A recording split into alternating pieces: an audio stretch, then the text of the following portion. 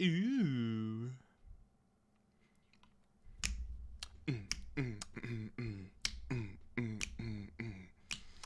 That doesn't look like it's giving good picture. Oh, there we go.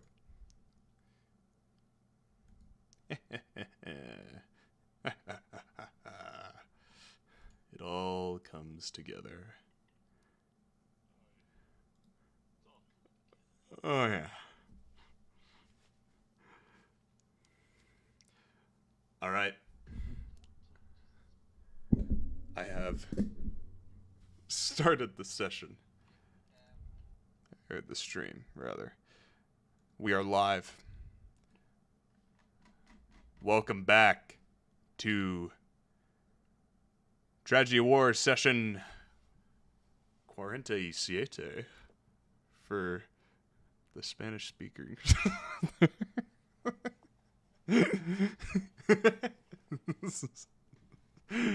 No hablo inglandos. That'll be the next short. I'll AI translate all of us to Spanish. It'll be a taco themed, Taco Tuesday themed short, probably.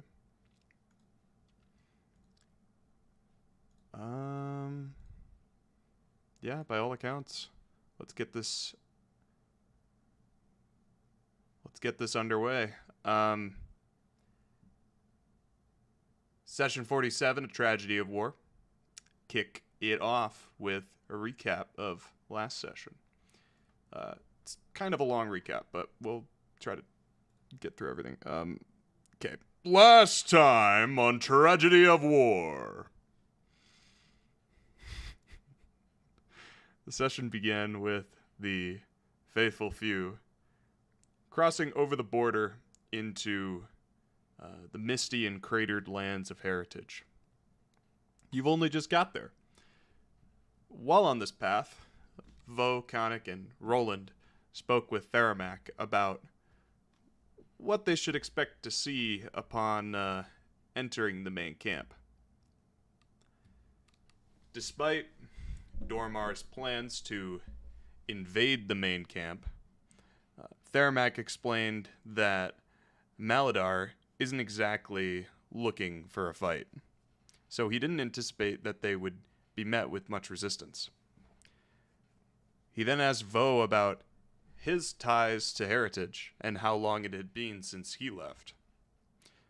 Because apparently, Maladar issued an edict that compelled all Genasi to build a great wall along the northern border between Sanctum and heritage. They were sent to something called the World Forge to complete this task, which Vough understood to be an ancient elemental forge capable of creating terrain. This forge can only be used by the most powerful and skilled Genasi. The party concluded their conversation and emerged from the mist, finding themselves atop a ridge overlooking the main camp of heritage, which was a sorry sight by comparison to other kingdoms of Rapture. Brelikk stopped before entering the camp, deciding to grab a drink within the Bad Company Tavern to think over his coming encounter with Maladar. In the meantime, Vough and Artyom joined in on the apparent festivities of the main camp. They followed the meandering crowd to a central point within the camp, happening upon an arena fashioned out of a crater. In the arena, a half-orc with a spear, known as Kerchak the Unrelenting, slew his fellow camp dwellers without mercy. Vough and Artyom spectated a number of fights. Kerchak then singled Vough out in the crowds above. The half-orcs around Vough seized him and threw him into the pit below with Kerchak. Artyom gave Vough some advice as Kerchak hurled a spear at his face. Vough reacted with his deft monk reflexes, catching the spear and throwing it back at Kerchak with more speed than it traveled with before. Michael's here. Michael. Is that you? How's Kukla's mom, Mike?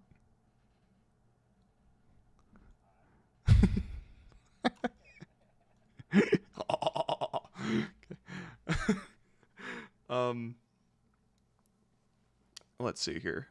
The spear that Vough threw skewered Kerchak through the throat, and Vough was heralded as the victor. Artyom offered his approval of this outcome just before he was bumped into and accosted by a drunken half-orc. He wanted to see Artyom fight, but he refused on account of only fighting when necessary. The half-orc was none too pleased by this answer, attempting to push Artyom into the pit. After it was clear the half-orc wasn't going to leave him alone, Artyom cracked him across the jaw with his mug, breaking both in the process. Vough rejoined Artyom atop the wall, and the two of them returned to the Bad Company Tavern to regroup with the rest of the party for a drink. Within Bad Company, Theramak urged caution to Brelikk regarding his upcoming duel with Maladar, as he had felled many other challengers in his controversial reign. He encouraged Brelikk to challenge him tonight, so that he would set the duel for the next day. He also advised posing the challenge with his companions present, to avoid any kind of funny business. Artyom and Vough walked in at this point, accompanying the rest of the party, minus Theramak, to challenge Maladar at the Hall of the Fallen. At the Hall of the Fallen, the party took a walk down Heritage Memory Lane, learning about the many chiefs of the past through their statues. Notably, the statue of Chief Karad, Brelick's father, was left unconstructed.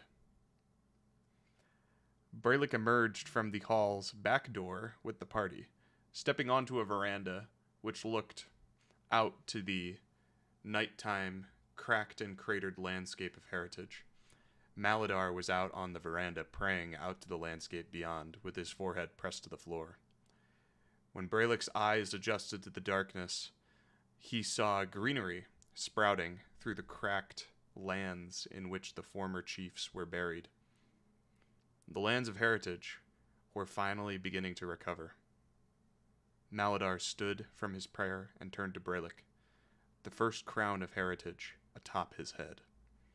He removed the crown and moved to greet his old ally. Except Brelikk was not that ally any longer. His perspective, since he was last in Heritage, had changed. Whether it be because of the war itself or the people he met along the way, Brelick's goal had not necessarily shifted from that of Maladar's, but the way he intended to go about it had. He had come to challenge Maladar for his absentee rule, and so he did. Maladar honored his request and set the match for the next day. The session ended with the faithful few departing from their encounter with Maladar and leaving the Hall of the Fallen, setting up a small camp to rest for the day to come, and Brelikk communing for the first time in a while with Baeon, the battlefield.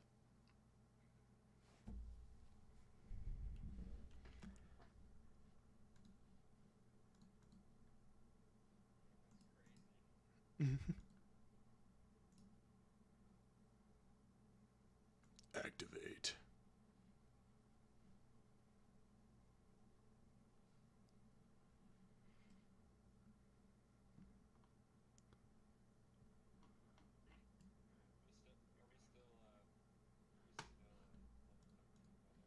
Still level 13.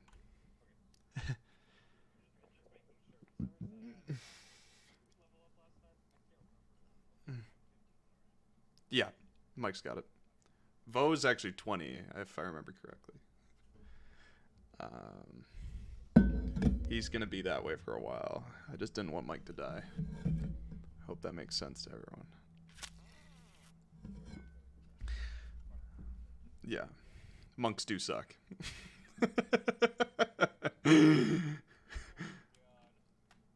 Okay.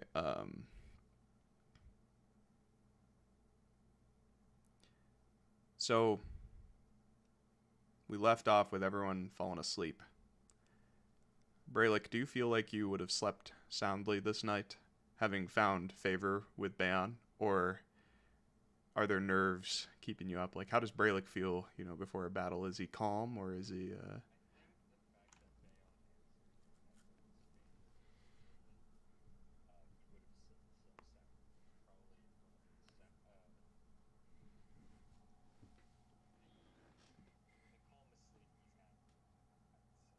Oh, okay. Yeah, and everyone else kind of takes. It's probably not the first time that most of you have camped out, just out in the open. But as there's kind of like some nighttime noises happening, like other people getting up in the night and walking around, like off in the distance, maybe like a torchlight every once in a while passing by in the distance. But yeah, no bugs. You don't hear crickets or anything like that. Not like you did in Safeguard. Um, but you all find comfort in the night and are able to sleep soundly, for better or for worse. When the morning comes, as the light encroaches the sky, you are awoken by the sound of a deep bellow that echoes throughout the craters of heritage.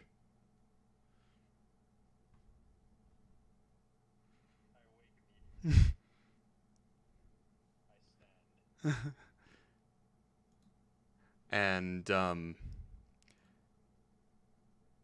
yeah, it like jolts. It's loud enough to like shake the ground beneath you that you sleep on, and kind of like thrum your chest a little bit with its resonance. Um, and so it's kind of a rude awakening, but awake you all are nonetheless. Uh, Brelikk, you know this to be the horns of heritage that only sound during ceremony. In this case, the ceremony being your single combat match, it would appear that word of your challenge has already reached the ears of the people of heritage.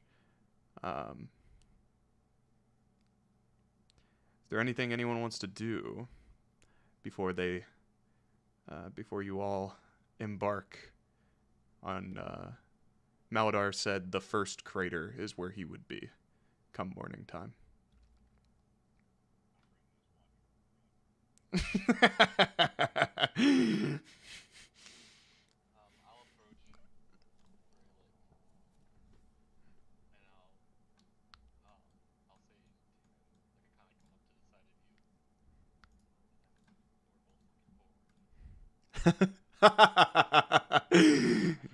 Nice. I love that.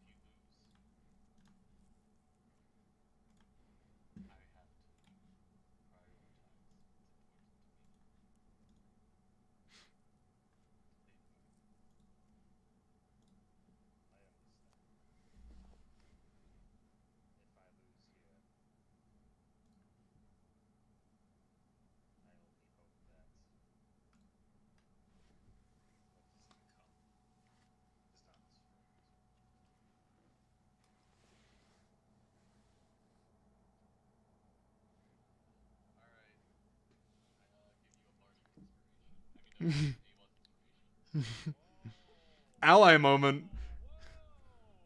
This guy's an ally.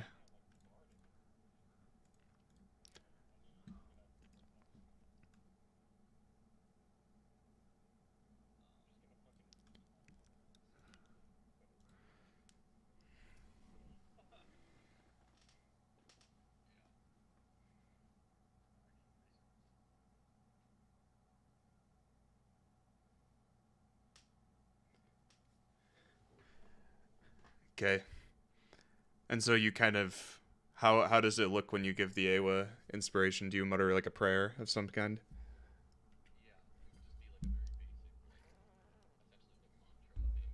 Mm-hmm.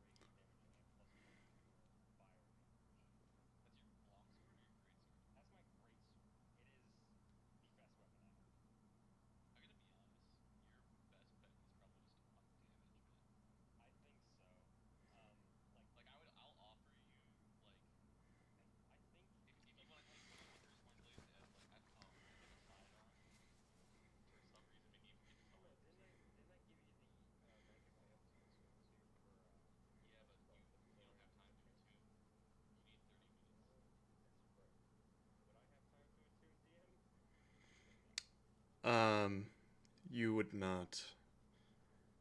It would have in your understanding the horns mean that it's like commencing.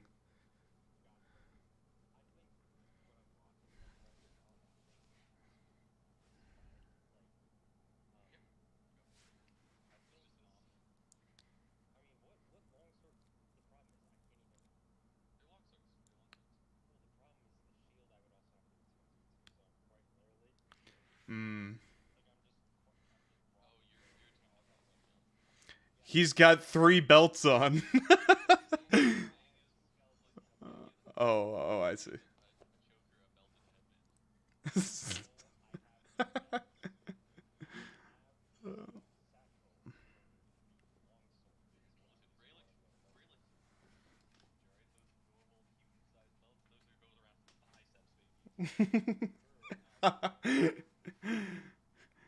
Nice.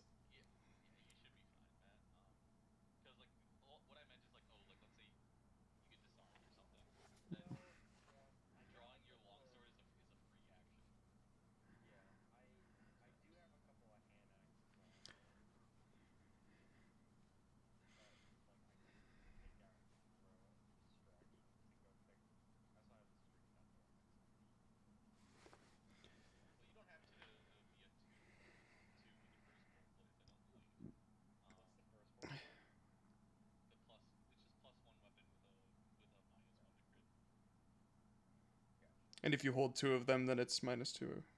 You know.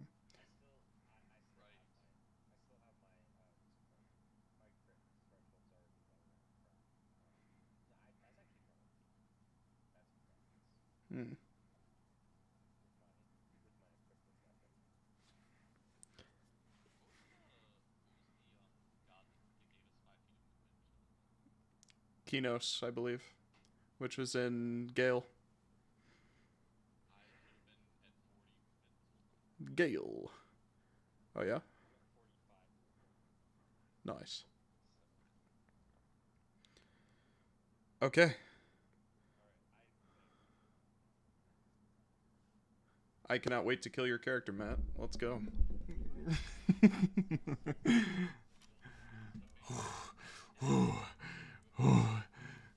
Matt, I wouldn't just make a fight that you could win. What are we talking about here? Gosh.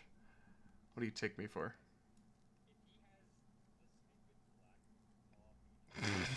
Bad luck? I give him every feature from every combat before. I'm just saying, man, I got a lot of good suggestions from the other players this past week on how to buff Maladar, so...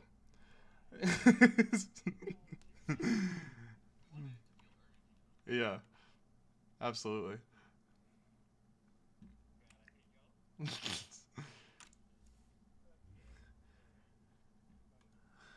So, any final actions from Artyom, Khanek, or Vough before leaving the site? Okay. Yeah.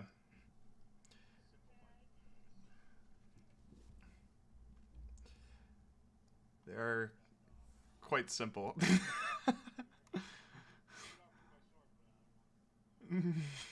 I love that. Okay.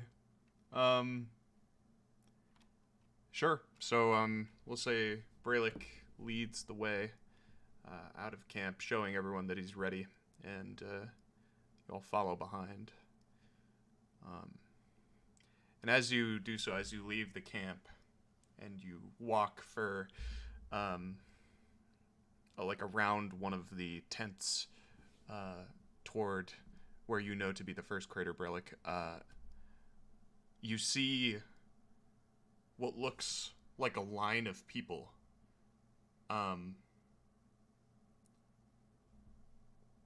Seeming like it leads from the edge of your camp further into the main camp, you know, into the direction of the first crater. As you approach this line, you note that the people at the back of the line are looking to you with anticipation. And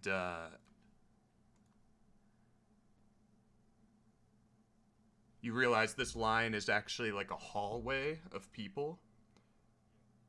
One that has been intentionally formed for you all to walk through.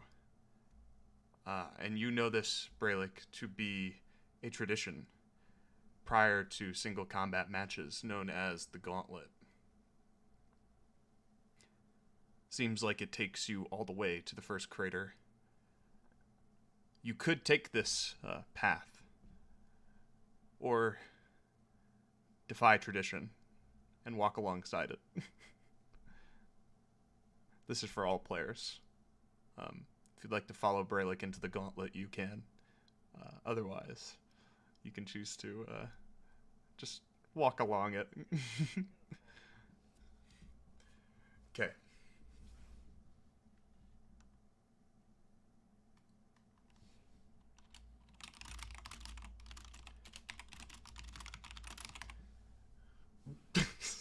That was quite loud. Wait, are my headphones high? Is that what's going on? Oh, they are. Okay. That explains a lot.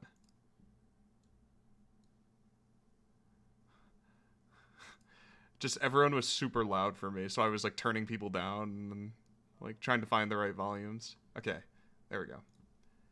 We should be good now.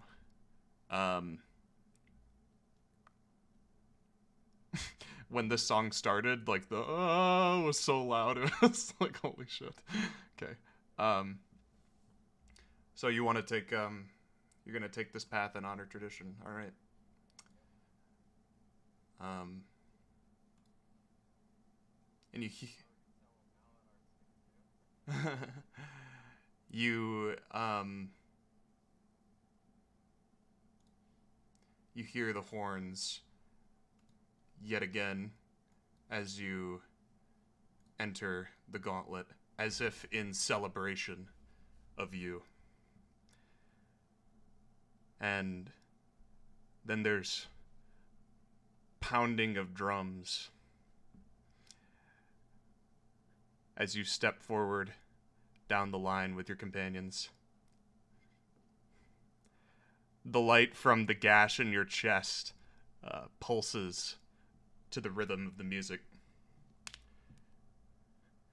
And the energy around you changes as you pass by the faces of half-orcs alongside you. Put him down, Kugarabran! And Brelikk, you start to feel hands like slap across your chest and back as you step forward through the gauntlet. To war! To war! One guy runs up and he like shakes you a little bit, and then he's like, "Ah!" And he runs off.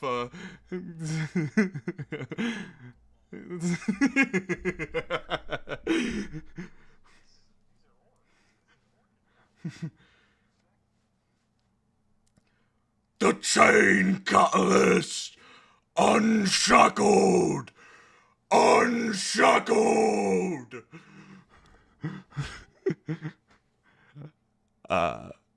The people's anticipation of this fight is contagious, lighting the fire within you. Within all of you. Everyone receives an inspiration.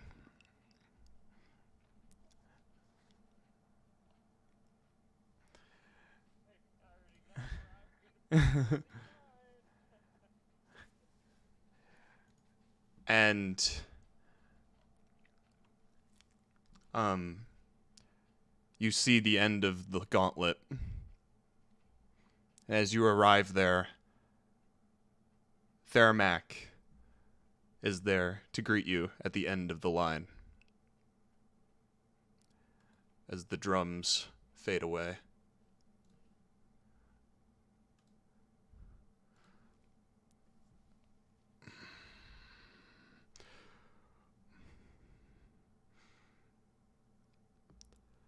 The sons and daughters of heritage await your return, Kugarabron.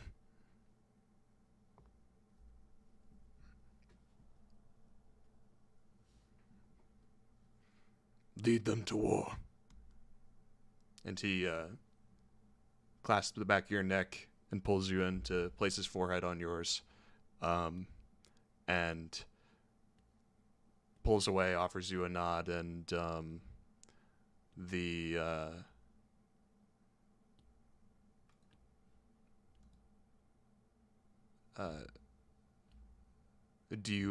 kind of steps aside for you to enter the first crater. Okay. And there's no like steps down or anything. It's just kind of, just a natural slope, which looks like the barricades just in one part of the crater have been moved for you to enter.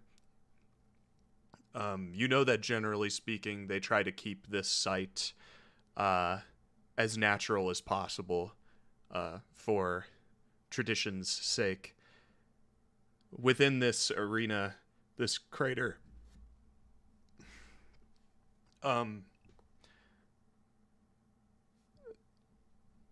there is a very large hand scraping out of the crusted land. Make a history check for me, Brelikk. No. And and everyone else, Theramak turns to look to you all.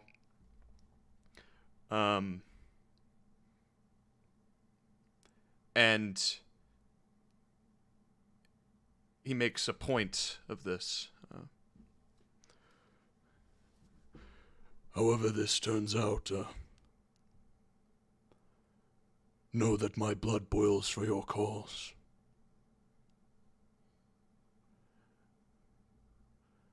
You will have my axe, if need be. And then he gestures to the right, in which leads to the seating area, the spectators area outside of the first crater. Looks like the line ends just before the edge, and then there's these shoddy chairs and stools that are set up. It doesn't look very, well planned or not very great accommodations for spectating, but nevertheless, he gestures for you all to sit with him on the side.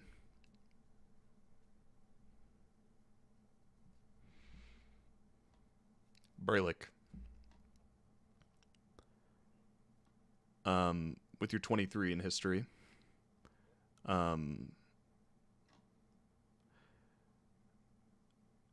you know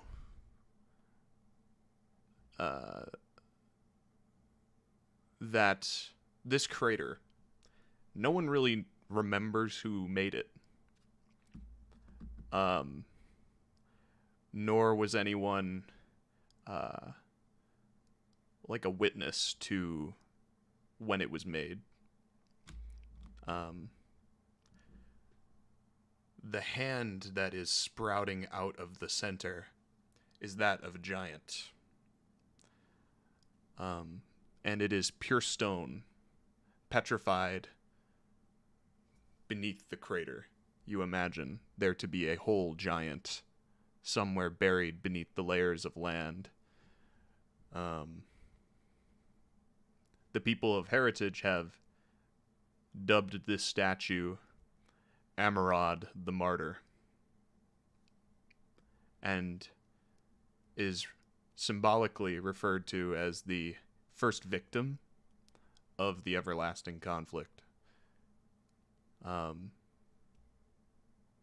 So the story goes, a giant with no concept of war, before giants felt this need to fight or die.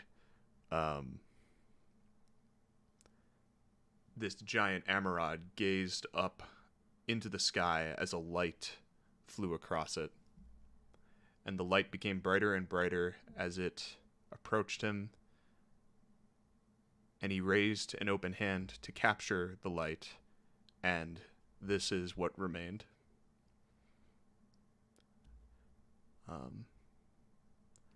They did not understand war at that time, but now they do. And Amarod, the martyr, serves as a reminder of that.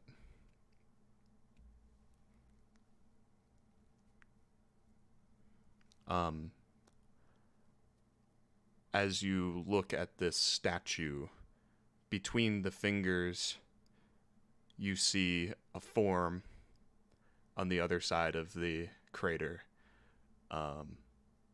knelt to the ground, forehead down. It would seem as though Maladar is praying before the fight.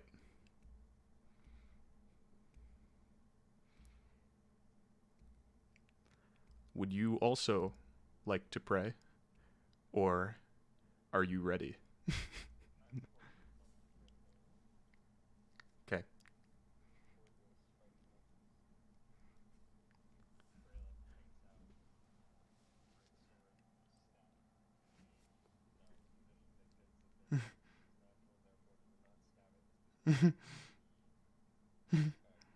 Mm-hmm.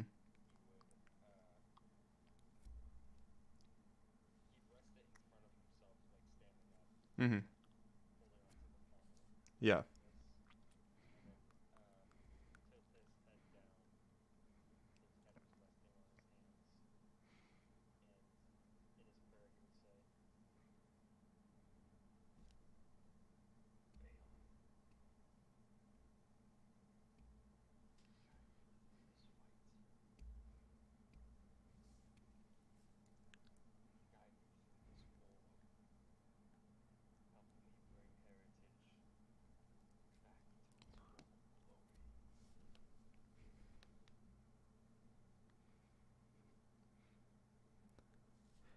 And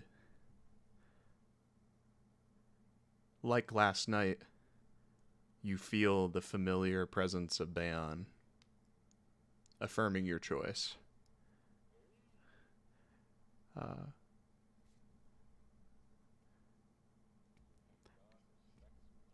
Could you make a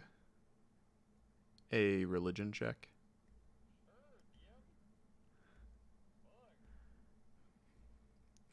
It's interesting because ever since you stepped foot back in Heritage, you've been feeling his presence a lot more. And this is in contrast to the past prayers, the many prayers that you've given throughout this journey of yours. But you know that you have felt this presence before, after one of your prayers, but you can't remember when or where.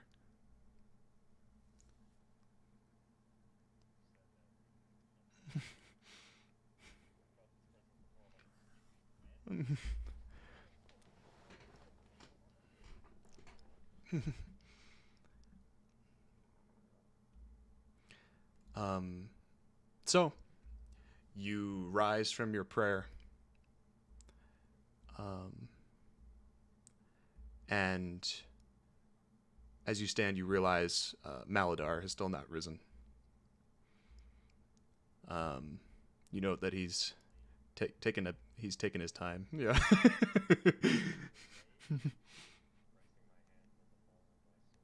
Yeah, just looking him down. For those up in the crowd, those spectating, you would note that Brelik's kneeled sword prayer stirred some hushed whispers between the people, the spectators nearby you, just kind of echoing throughout the crater. It is very quiet now with the walkout, the walkout song being over. No more music. Just people waiting with bated breaths to see the outcome of this match.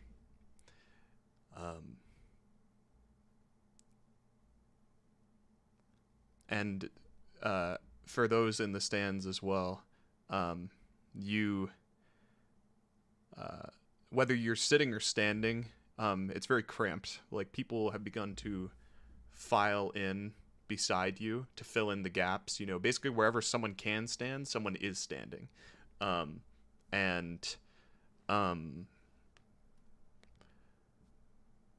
There are not many places to go or to sit in when Brelikk finishes his prayer.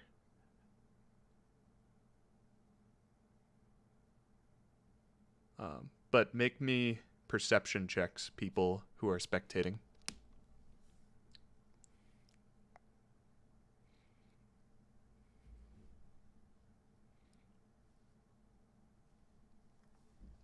Uno, dos, tres, cuatro. Artyom.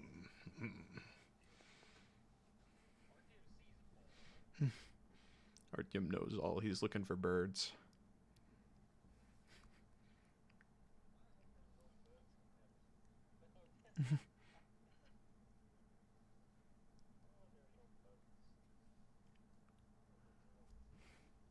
All right.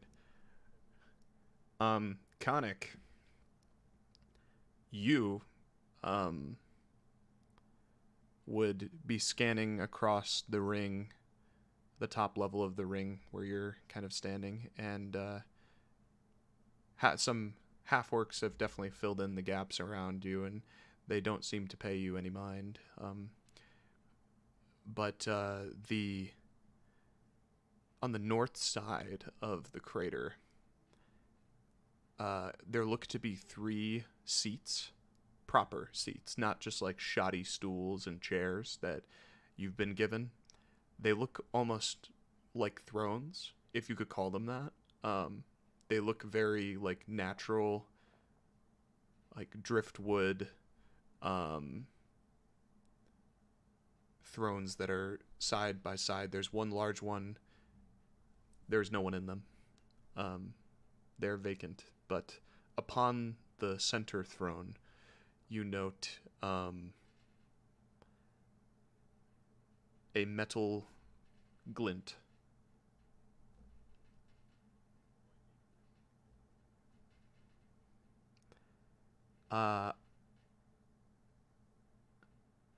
Make an insight check.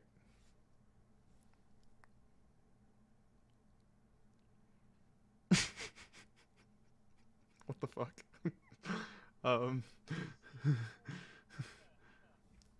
um, yeah, so you follow the glint and you notice there's like some jagged, sharp edges and then a metal band at the bottom. It looks to be the first crown of heritage which you saw Maladar wearing the night before. Yeah, he's rested it upon the throne.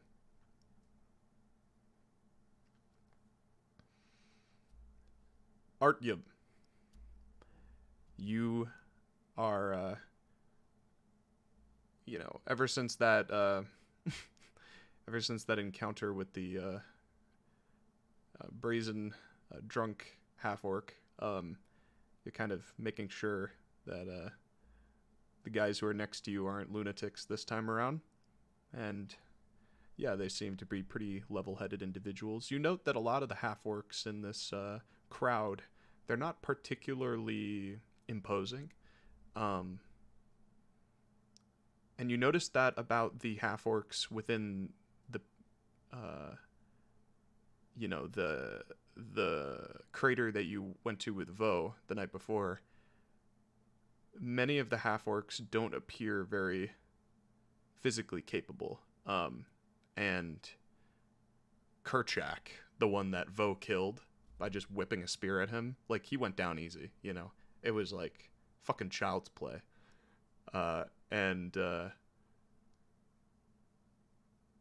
that just kind of, you get a vibe from the general crowd that people aren't, heritage isn't as strong as it once was back in your day. But as you scan across these faces, not in the front of the crowd, but a few layers back, you see an oddly shaped figure. One that is definitely not half-orc. But the strange thing about this figure is that it is very shrouded. Like a full, like a standing shadow. And the only thing you can see in this figure's form is its smile that appears to creep up its cheekbones. Bright white with jagged, sharp teeth. And it appears to be watching the fight below, or the impending fight.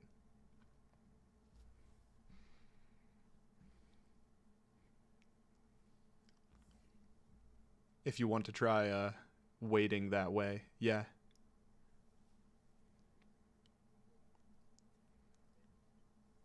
Okay.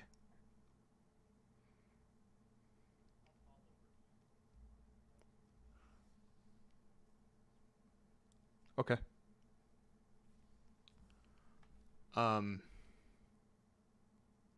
Yeah. You're a big guy, so people kind of, they get out of your way once they see you coming.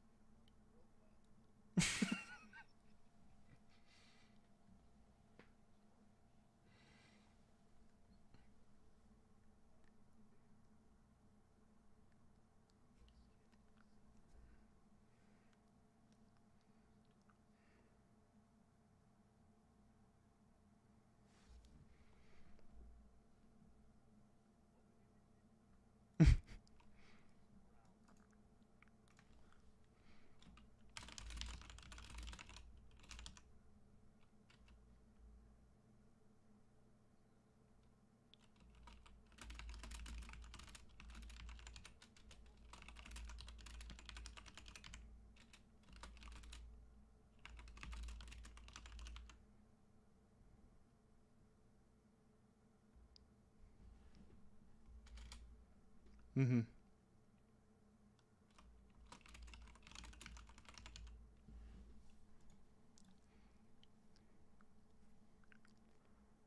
Okay.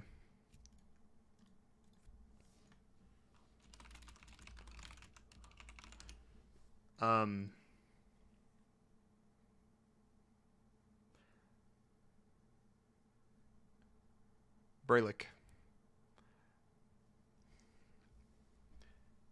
Maladar stands. Slowly. Rising to his stature. Which isn't anything too impressive for a half-orc. In fact, he's pretty unimposing, all things considered.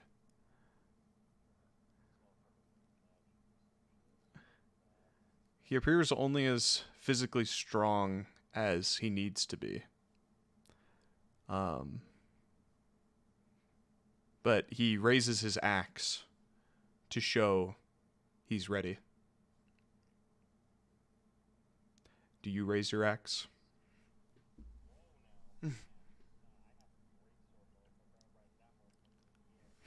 Yes, sir.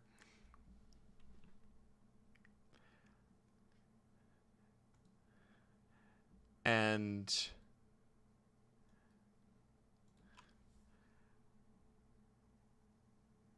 the murmurs quiet down as they see both of you raise the axe, and you feel once again the tremors of the horns of heritage.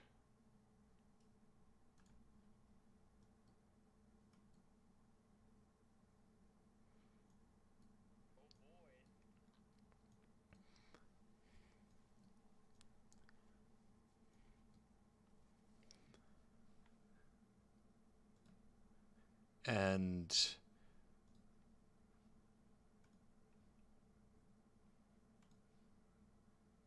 you step forward.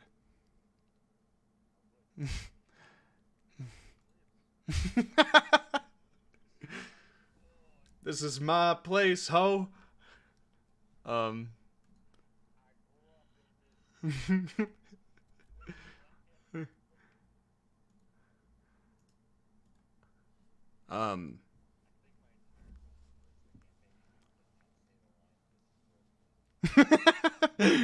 yeah,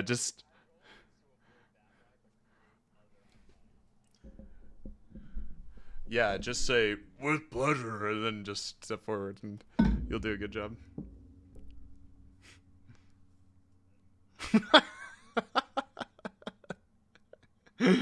He said it. Um,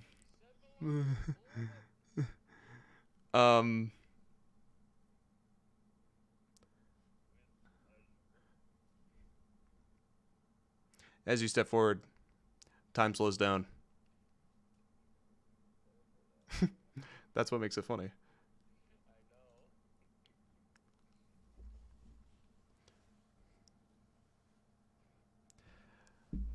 The people of heritage, those who surround the crater, spectating beside your companions, they make their hatred for their chief known. Upon their faces, you see that they're just contorted with rage. There's spittle flying into the pit as they berate their coward leader. It is very clear that they wish nothing but death upon him, if only to satiate their bloodlust and desire for war.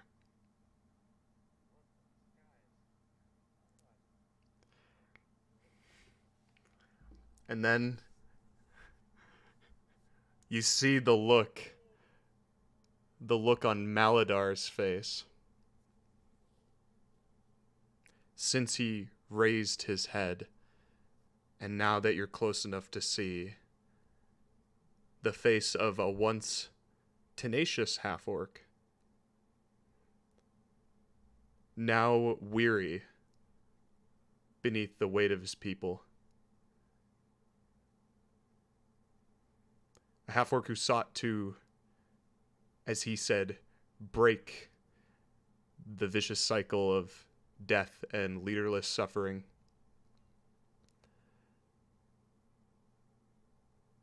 One who truly wanted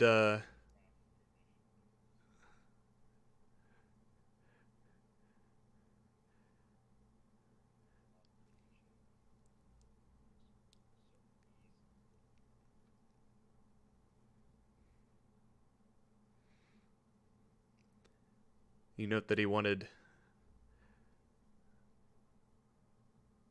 nothing but peace and for his people and his land, but war is the way of the world.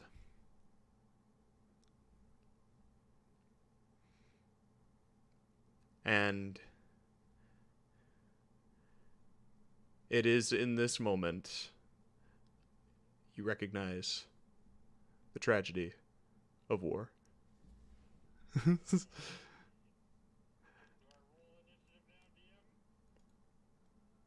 You may.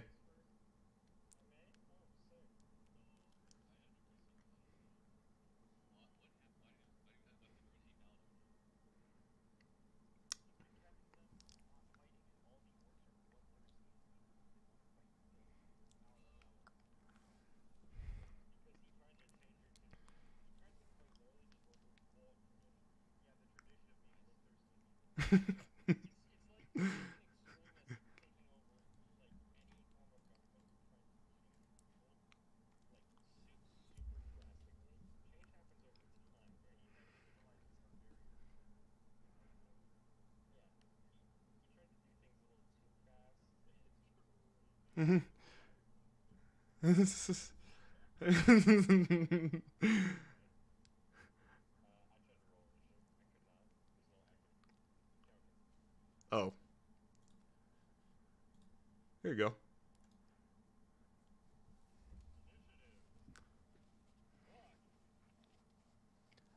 So there is a map for this. But we're not there. We're almost there.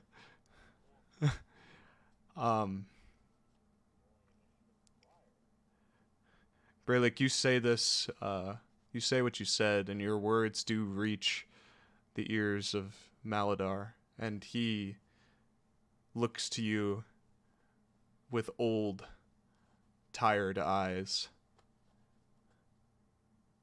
And you see it before anyone else does. There is no fire left in them. You feel that he does not intend to honor your request.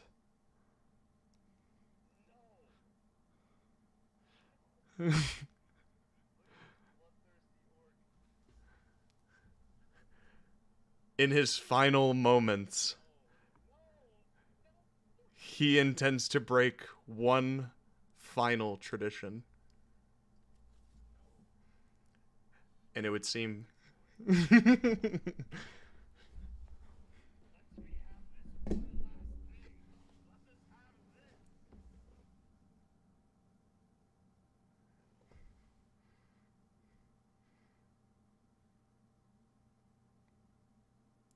Take what you are owed, Kukurabran.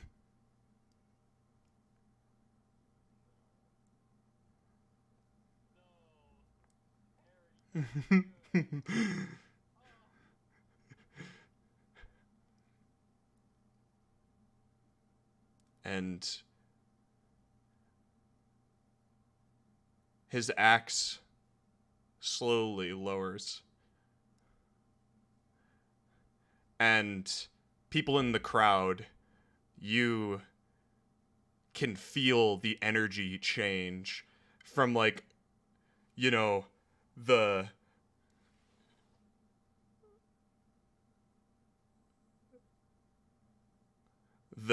thirst and anticipation is completely gone, and people are now confused and bordering on outrage by what they're seeing unfold before them.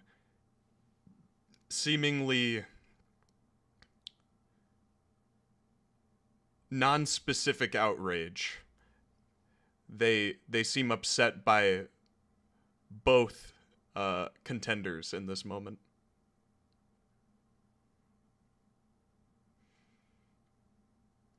I was not long for this world, Kugrabran.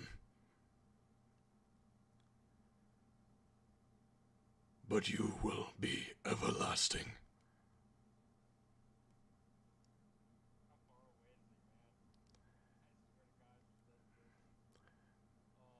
It's only about 15 feet, I'd say. It's a small crater.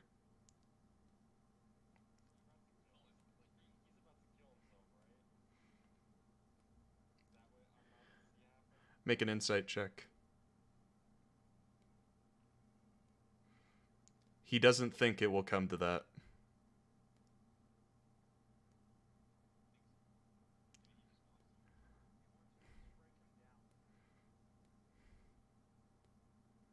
In his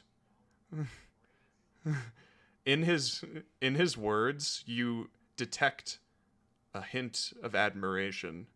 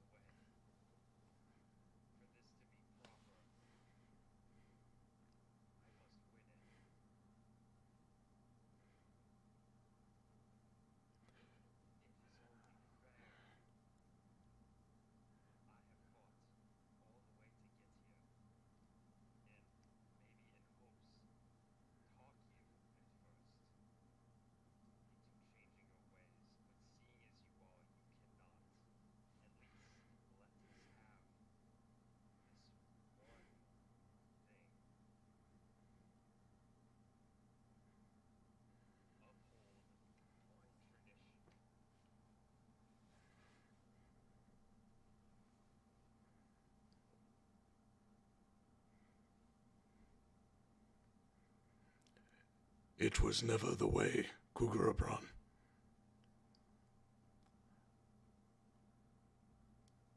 I will not.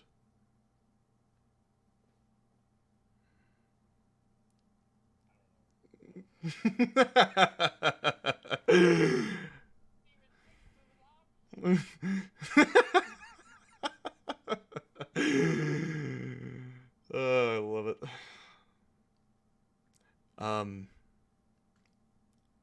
As you make this decision out of character, just for everyone else, the crowd is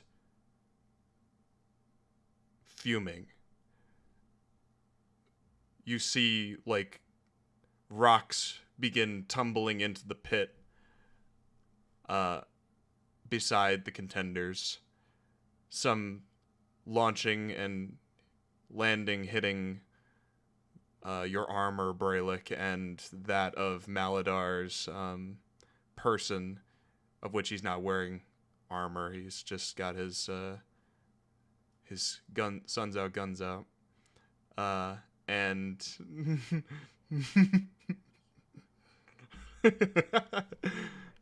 This is not where we live!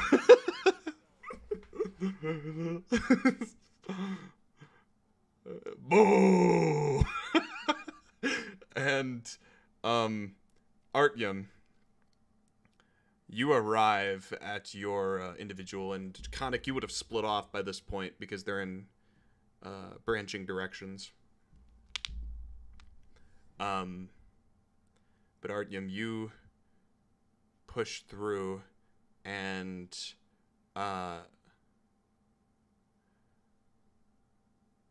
you get to the spot where it was, and it's not there.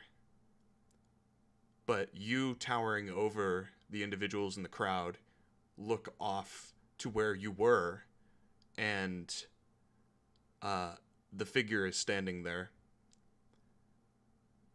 And this time you can see its eyes as well as its smile.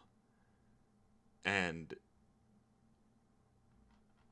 it appears to be looking directly at you, no longer watching the fight.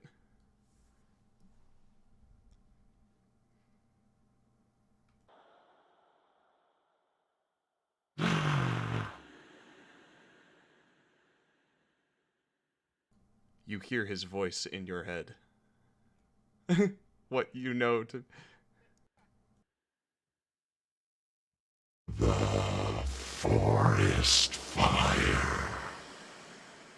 Oh, in a land so dire. You have returned, but will be burned. No simple acquire.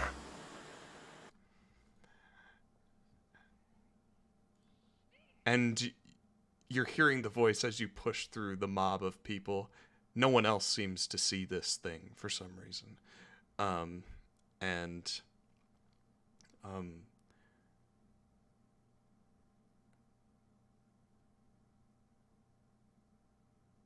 Brelikk, you are standing before Maladar now in this...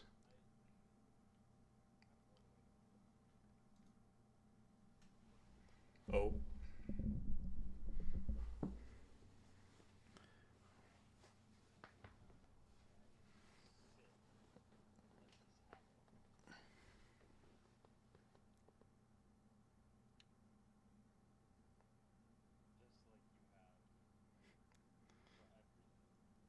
I love this narrative.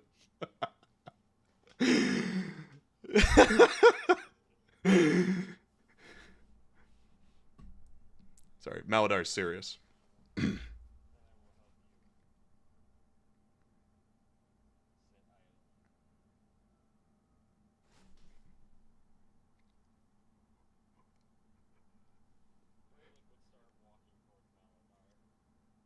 Oh, okay.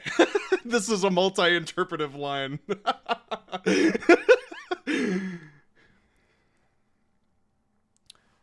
As you approach him, Maladar works his jaw.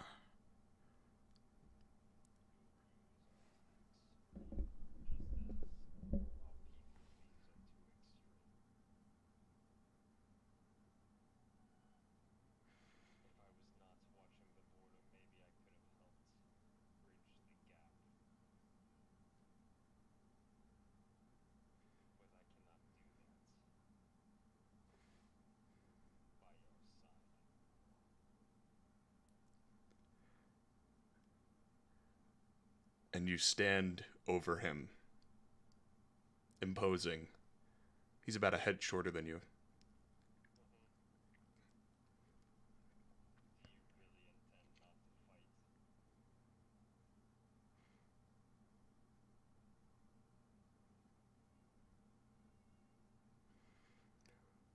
True strength is knowing when to withhold.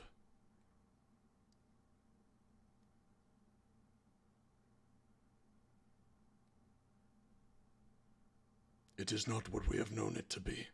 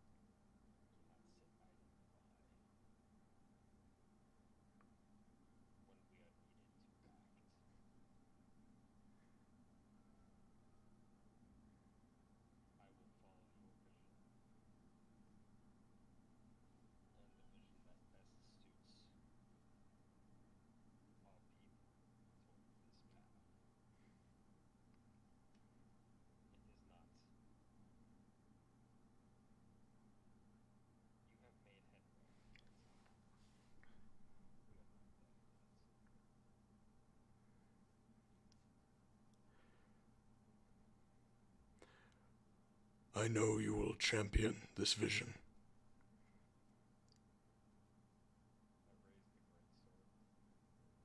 Mm-hmm.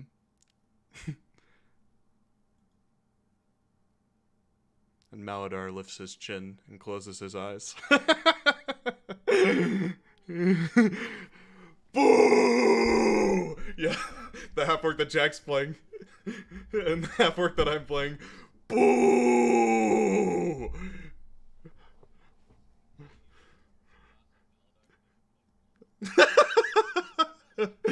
You can try.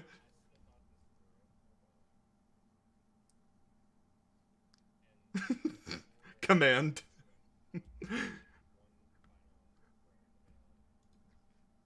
Hmm.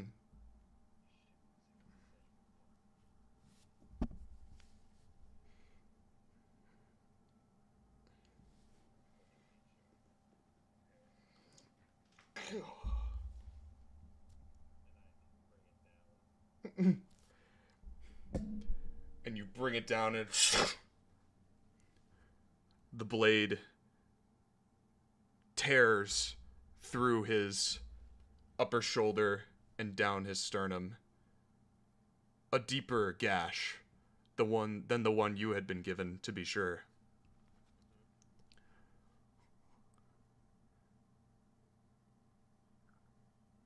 Notably, unlike Maladar, there is, quite literally, no fire within him. And your blade, soaked in blood, is withdrawn, and Maladar remains standing for only a few more moments, and you see his lip twitches, and he falls over, back onto the edge of the crater, from where he entered, not taking a single step forward.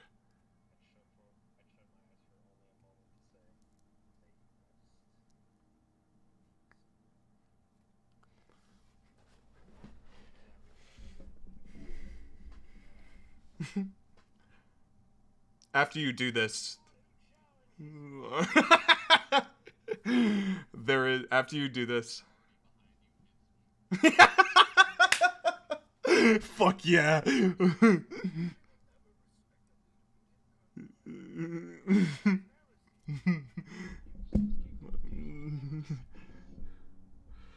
This is not the battlefield!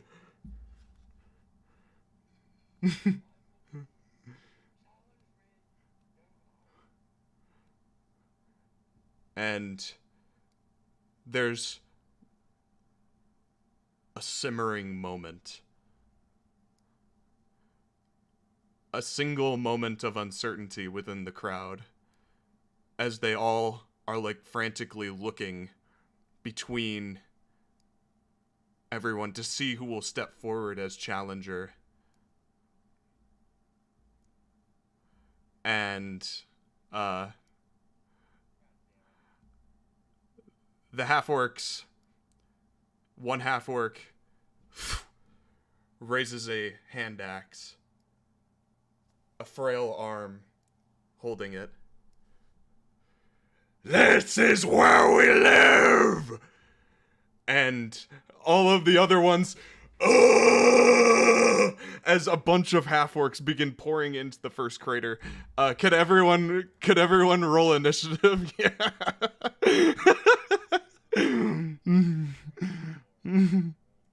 Yeah. Oh, let me pull up the map now. Activate. Yeah. So I'll start the encounter. You don't have to. You see him, yes. He's still there.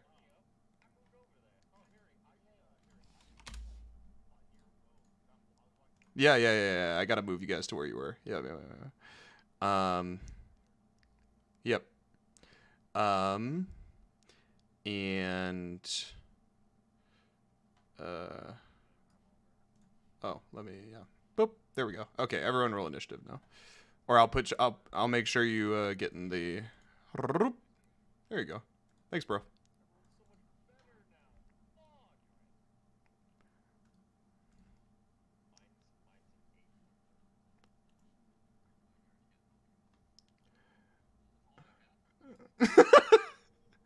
um.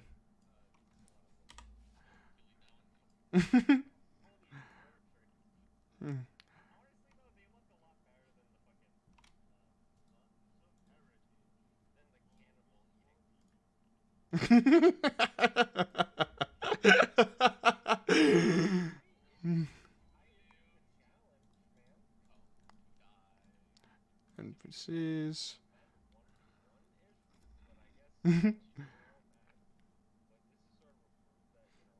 It seems like at this point, like any semblance of society has collapsed along with the final tradition, and the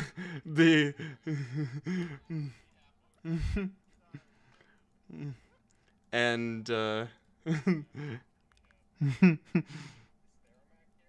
he is, yeah, I gotta drag him in. He's over by so Artyom is kind of over here at the moment. And yeah. Heritage. Bad Company? There he is. He was over by Artyom. There he is, and then music.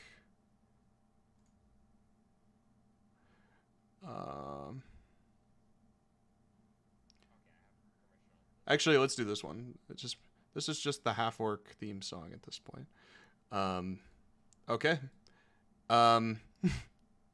Whose turn is it? Who is this guy? All right. Oh, I gotta put the other guy in.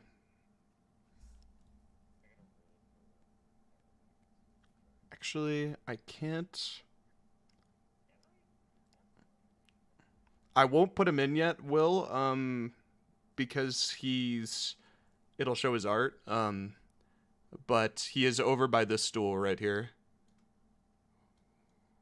where he used to be. Okay. Yep, thank you.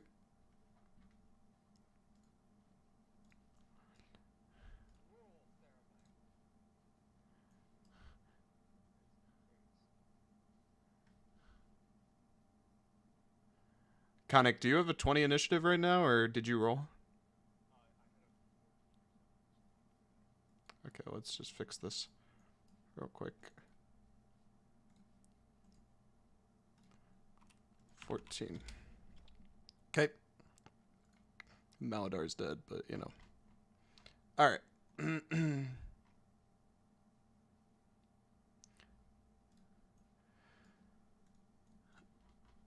Yeah, so this half-orc next to you, Rolland, he pays you no mind. He simply jumps over the barriers and runs straight for Brelikk.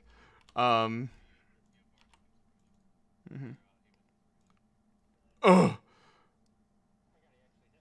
Yeah, wow.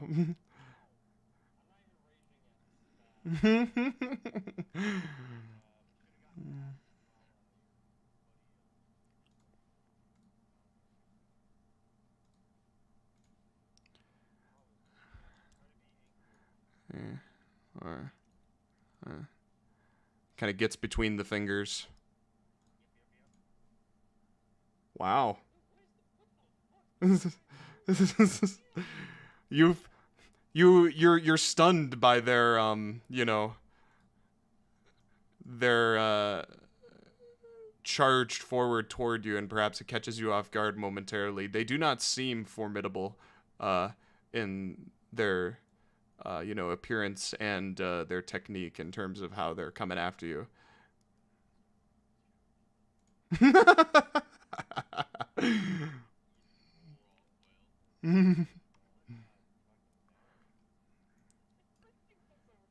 Artyom, your turn, Artyom, and I would say you're like right here, because you were moving.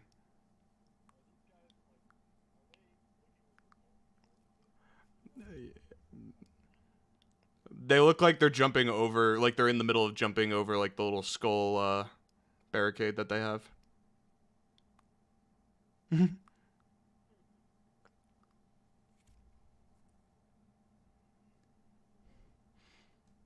Right here.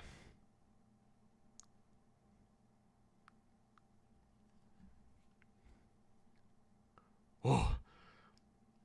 You're peering through the shoulders of the half-orcs, and you can see it face turned toward you with a sinister grin. It has not changed.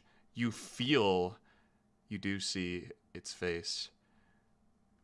You feel some kind of sickening aura as you draw close to this creature, this thing, and it is inciting you to commit violence.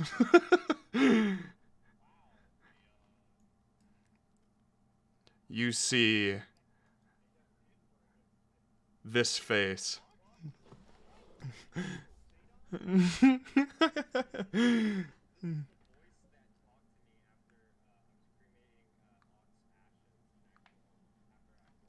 Yeah.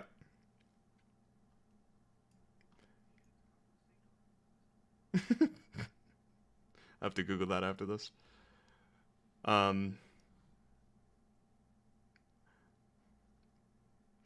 And as you see it,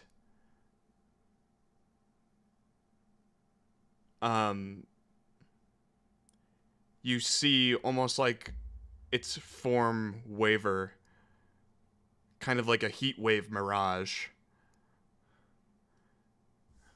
and it awaits you to draw closer.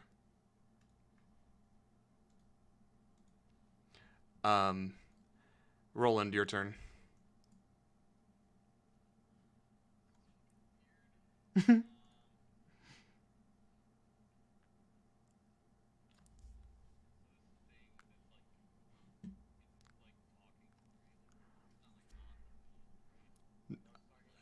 I'll put it down now.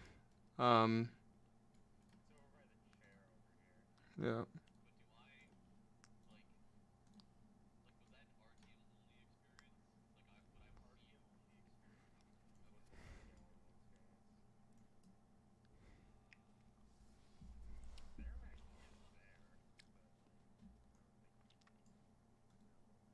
Mm-hmm.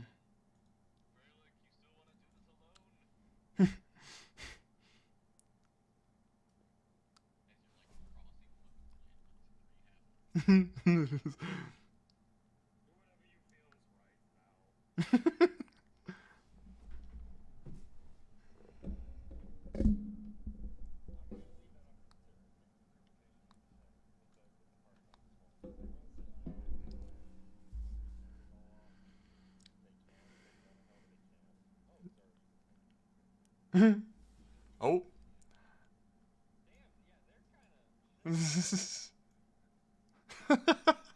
As Rolland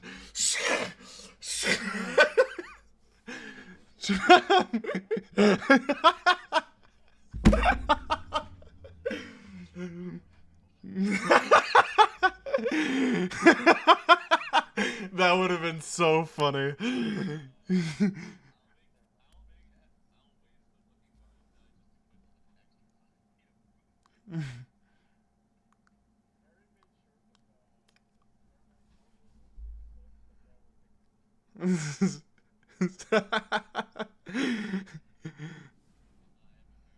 Okay. I think it's pretty funny. Matt, you're up. It's a meme. It's a theme. Yeah.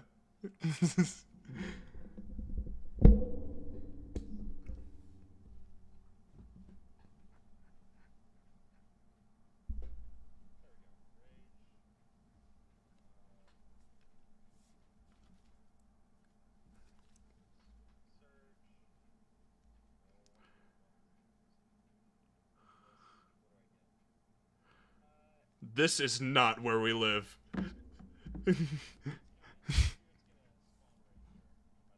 Okay.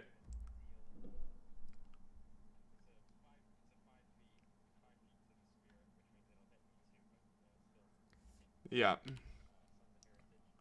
Go ahead and...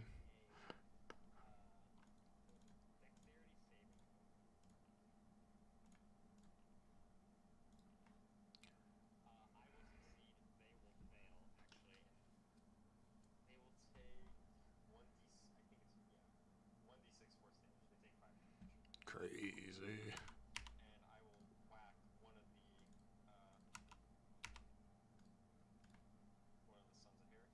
Mm-hmm.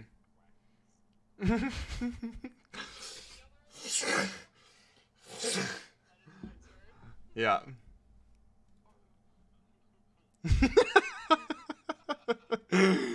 Alright, Thermax up. Go ahead, Brelikk. Or Matt. Mm-hmm. Theramak will attack.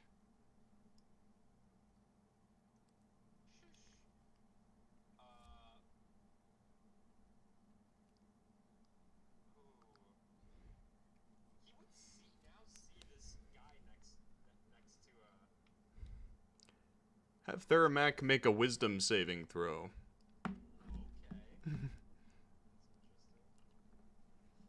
Wow. He would see a shimmer of a figure to his left, and would probably be a little confused by what he's seeing, as it's just kind of standing there with no weapons turned away from Theramak. So whatever you want to make of that.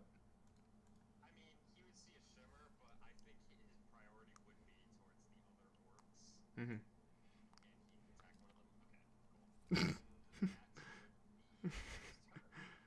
Khanek, you're up. Oh, yeah.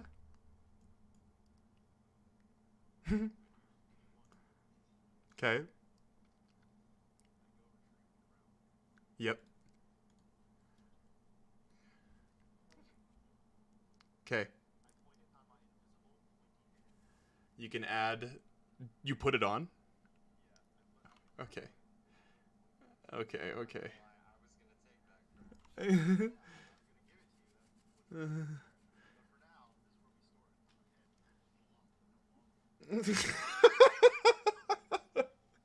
Right.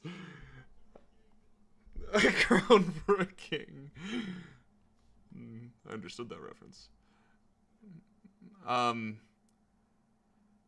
So you put it on, and you don't feel anything immediately. But you can add the first crown of heritage to your inventory. Okay.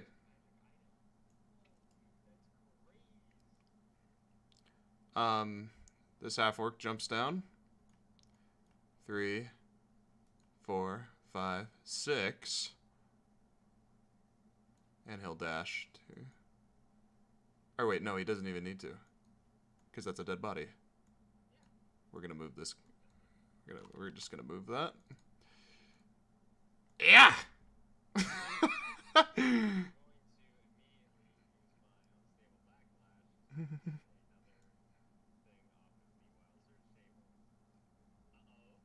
Oh boy. 30 feet.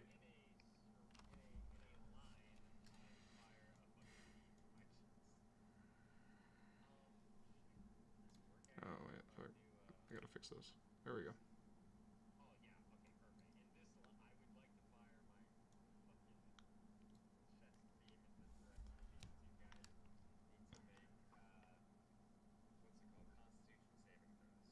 Yeah.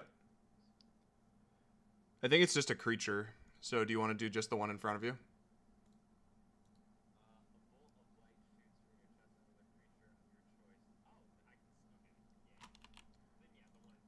Okay. Makes a con save, right? Yeah. Succeeds. But he takes... Oh, no, he doesn't do anything. Yeah. Okay.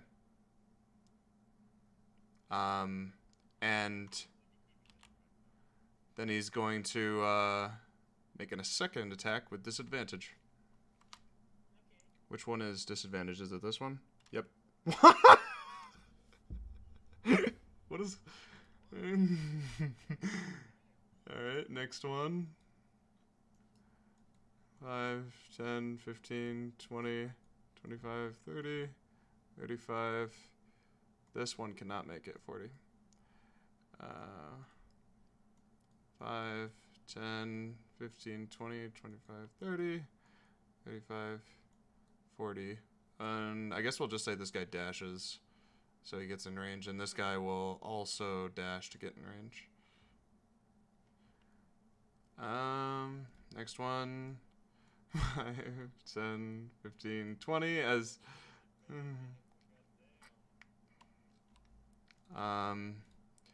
1, 2.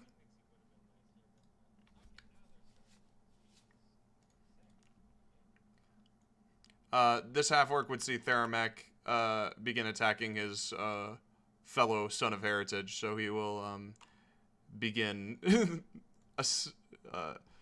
seized by bloodlust, attacking another half-orc brother. 1, 2. That was supposed to be disadvantage, but whatever. Yeah, it's quite cringe. Vough, you're up. You're seeing all this transpiring. What is your take?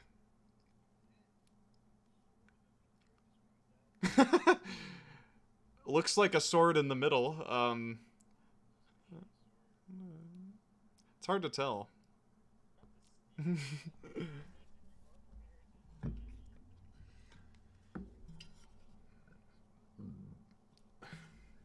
So they're down on the bottom level, so if people tried to get out of the crater, it'd be...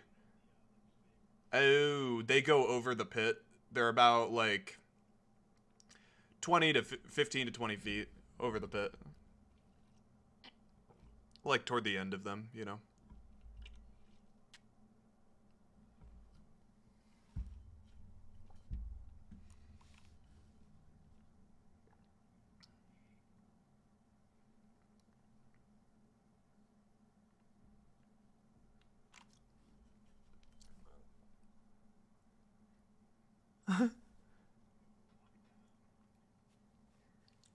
Uh-huh. Can you make me a athletics check? Oh, yeah, do it. I guess just roll like a wisdom check. Yeah.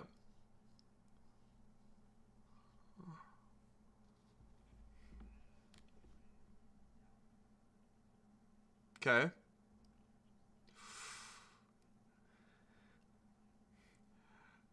The sword remains stuck fast in the stone below.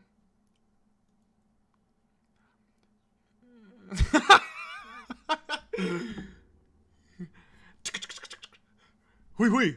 Okay,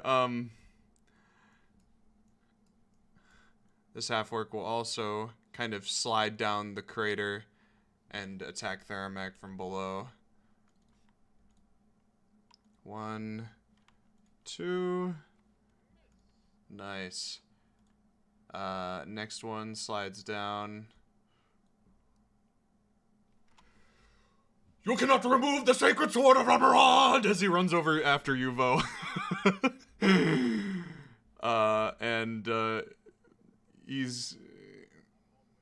You either are at the top of the finger, which is about 10 feet up, so he can't really reach you. But he's gonna throw his axe at you.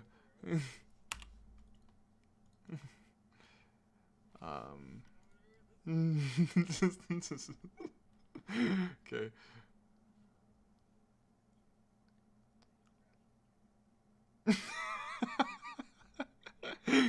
Shit. Okay. 5, 10, 15, 20. The sacred sword of Amarad!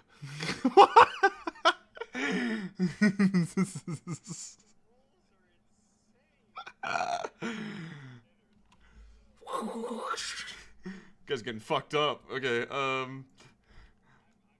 5, 10, 15, 20.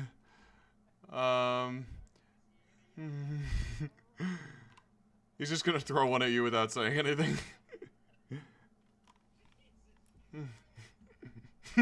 Mike is in disbelief.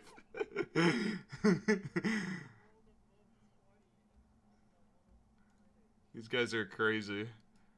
Okay. 5, 10, 15, 20, 25, 30.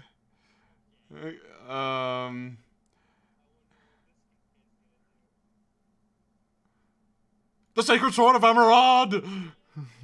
What?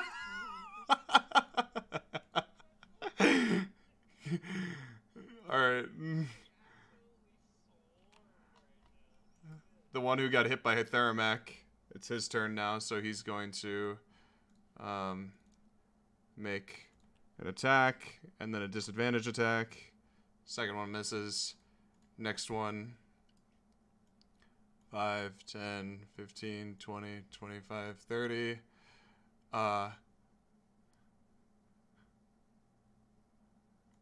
And through the crowd, he's going to try and throw one at you, Brelikk. And it... Tink! Top of initiative. It's the one next to you, Brelikk. 1, 2. Artyom, your turn.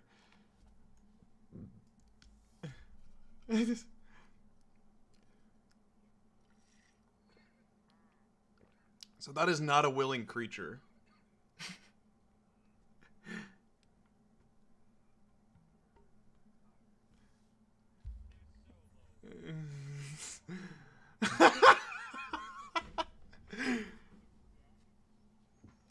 Yeah.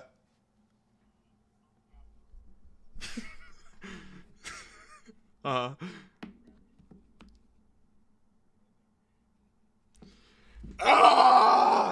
He's gonna try and slash at you with an AOP. He misses.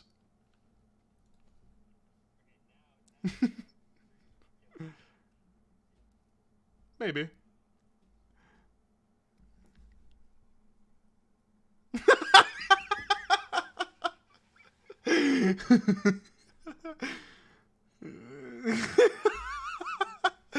And you throw his body off to the side, yeah.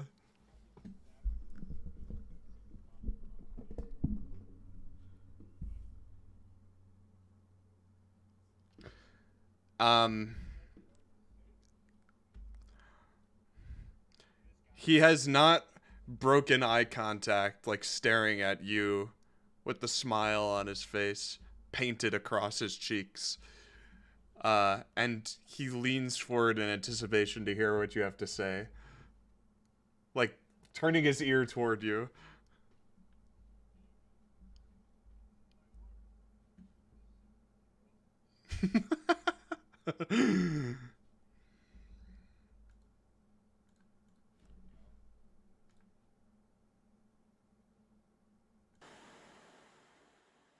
Much more than a son.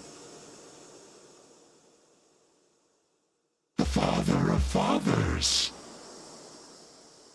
If it were to be one. I feel like this guy speaks in riddles.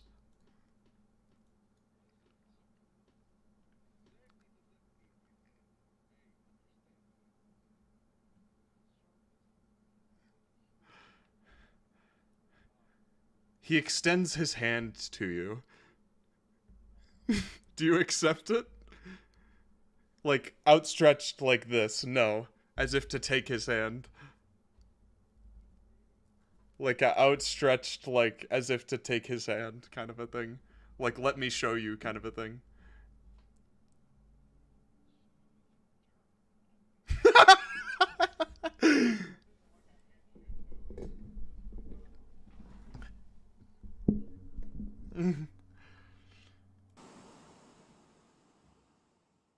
And the moment you make contact with his hand, you flash into an alternate place and time. And there's fire scorching across the land below you. As you're looking down at it, the forests of Gale igniting. And then you have almost like an out-of-body experience as you begin to view yourself. And you feel your heart beating faster and faster as you feel the fire within you grow and grow.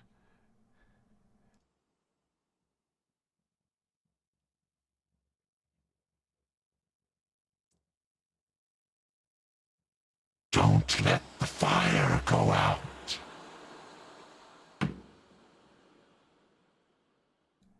And you arrive back in this place that you left behind.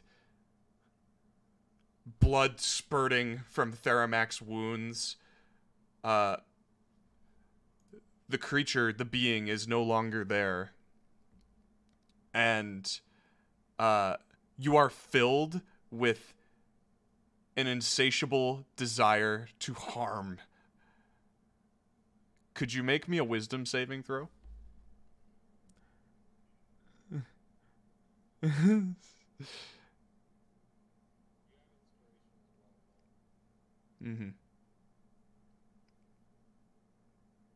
Do you choose to use inspiration here, or are you sticking with that?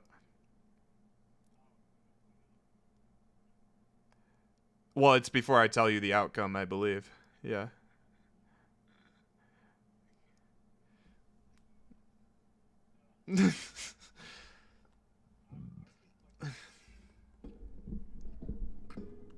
Yeah.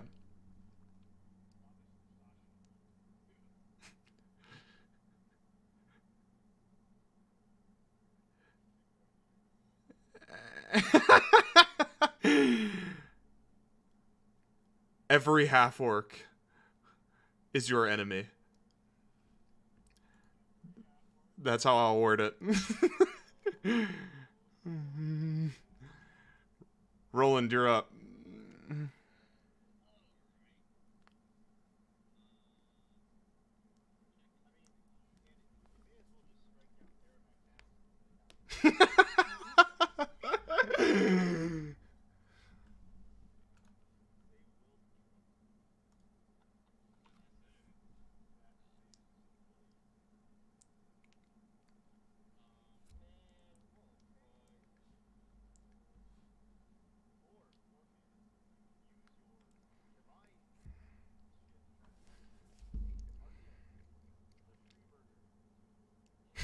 The tree burner. Yeah. Sorry. Brelikk, like, raising his hand from the pit.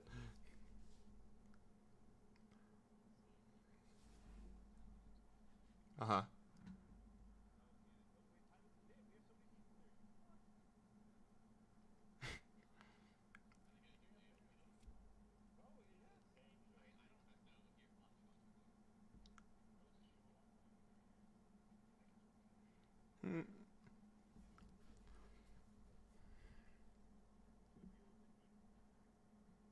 Jack just wants to fireball everything.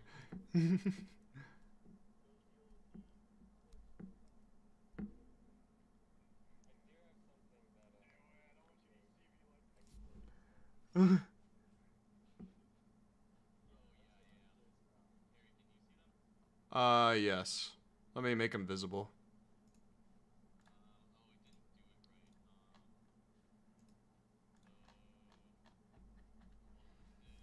Looks like you killed one over here.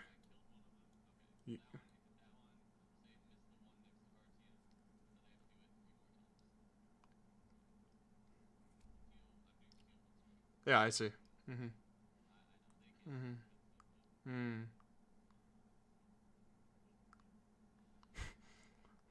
Mike's just seeing people die. It's like, are you, Okay. Yeah. As you just slice through and then just explode all of these half-orcs with force damage.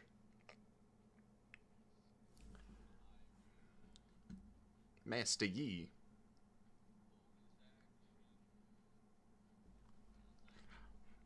More. Okay.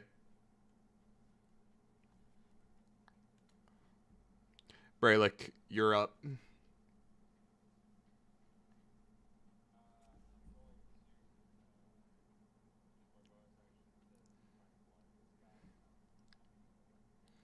Mm-hmm. Sure. Fails.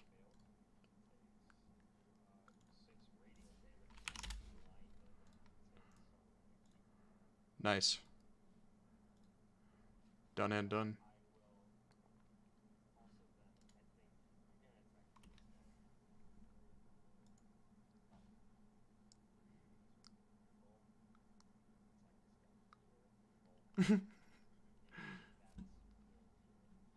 Okay, Theramax up.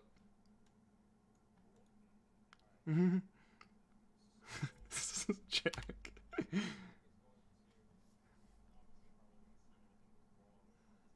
Yep. Oh.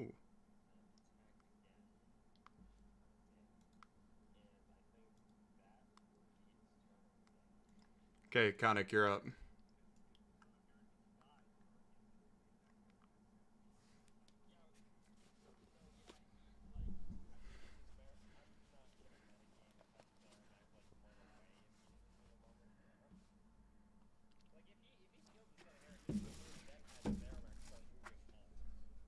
Yeah. Oh, that's a hypnotic pattern. Hmm. Uh, Make a wisdom save. Yeah. Um, Except you and Vough.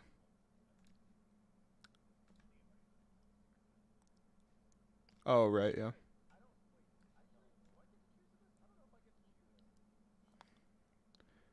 Oh. Well, it looks like 3 of them succeeded. Oh, but there's only 4 up though. 5. So I counted the dead ones.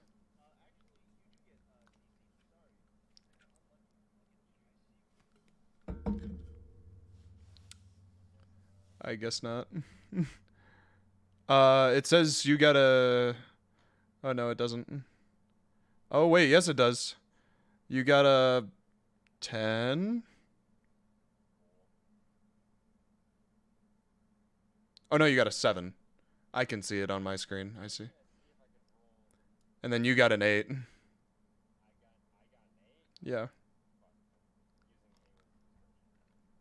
Yeah. Um, we'll say that this worked on all of the ones that are, or wait. We'll say this just worked on all the ones that are up. Oops.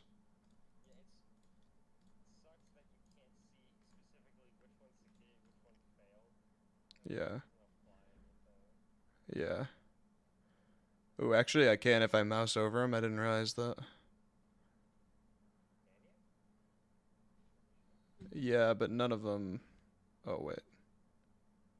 Only 2 of them succeeded out of the ones that are standing. So maybe we'll just go with that. Okay. I did not know that. Today I learned.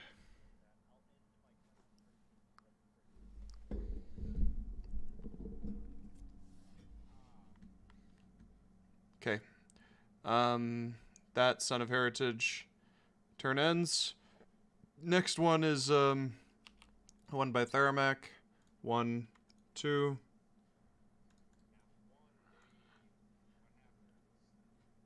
Nothing. He dies. We could say that Theramac gets an opportunity attack.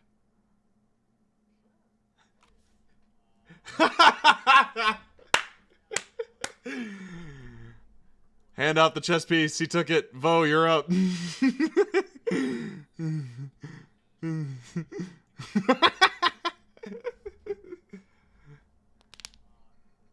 Charm. It's a charm, isn't it?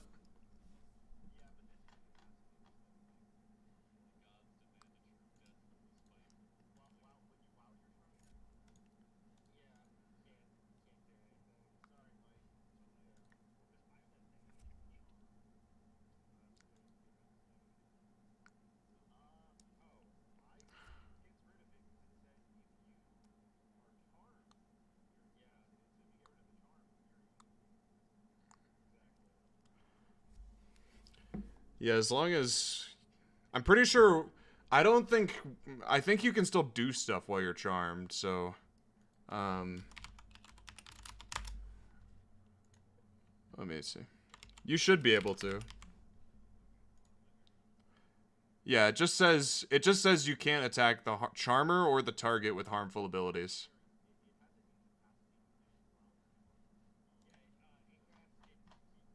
Really?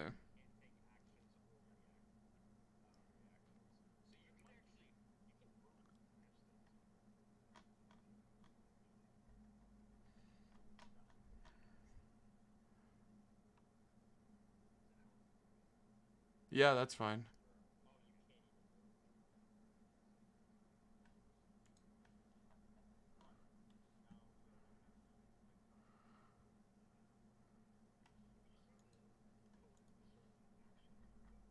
An action. Mm.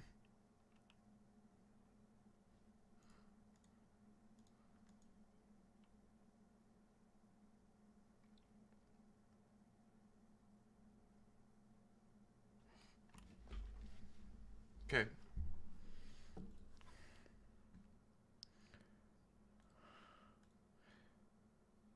And it's this guy's turn, but he's stuck.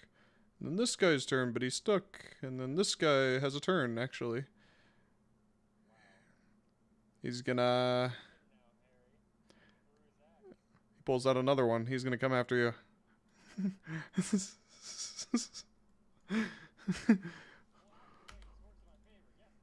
Who could have foreseen this? He has advantage, I think. Maybe? No, he does not.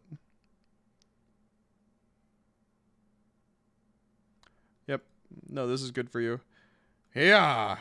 Yeah. He missed both times, so you're still stuck.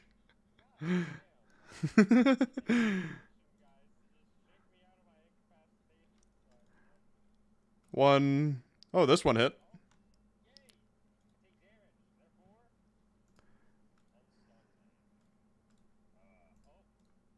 There you go. Artyom, you're up.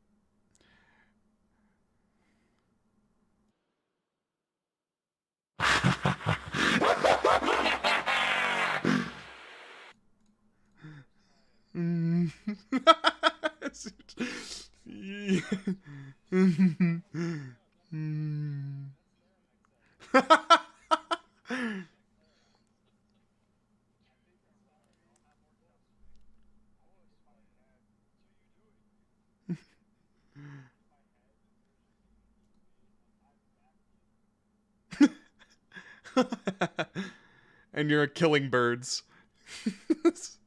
Oh.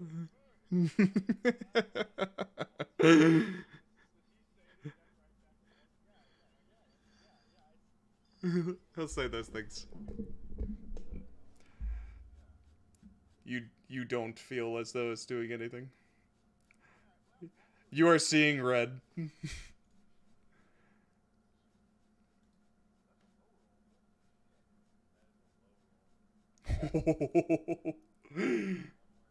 No, he doesn't. I don't think that's his turn.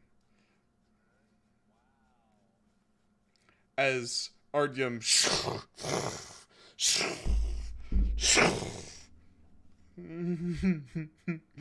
Rolland, your turn. You turn around, Rolland. There's just another half orc being slaughtered by Artyom back there. Just turn.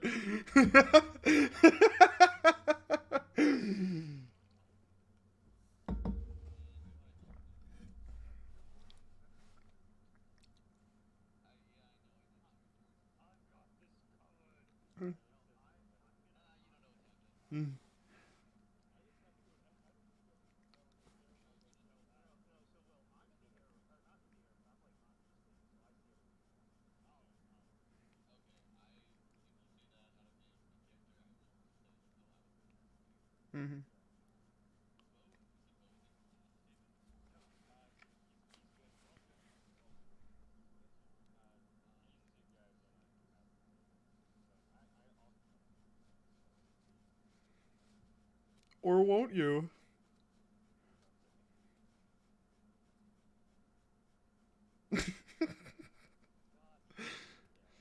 Oh, you're cutting these half orcs in half as you're chop sueying through all of them.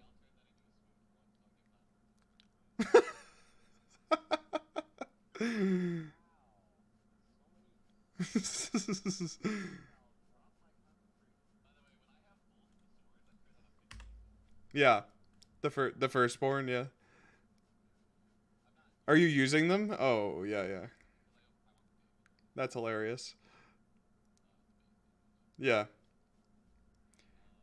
And the final, yeah, all the sons of heritage join their uh, the chief they did not choose in being dead within the um, first crater of heritage. Notably, there still are people on this map, like, or there's people still nearby the crater. Like, there's people who backed away when this started happening. Um, Not like every single person in heritage is jumping into this crater right now to try and kill you. It's like a handful of them who have been incited into doing so. Um, you know that there's still a great many people of heritage outside waiting to see the outcome of this. Um, Brelikk, it's your turn.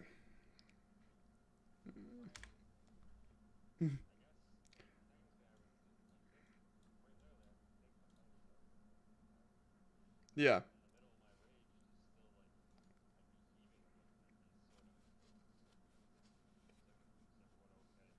yeah.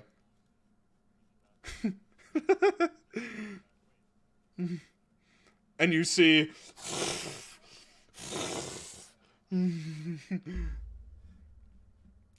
um Thermac's turn.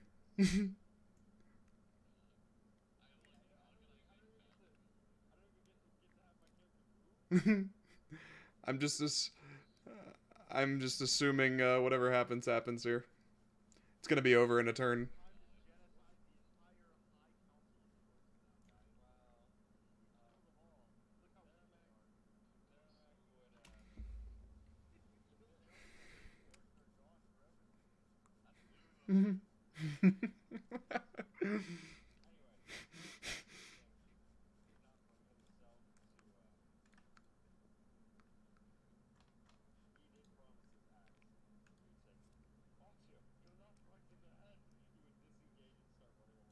What?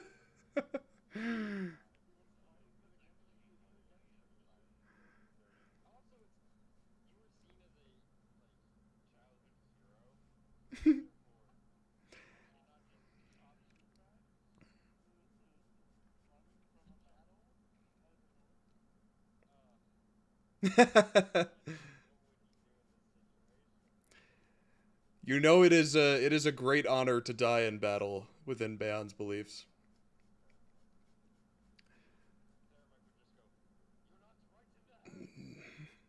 Khanek, your turn.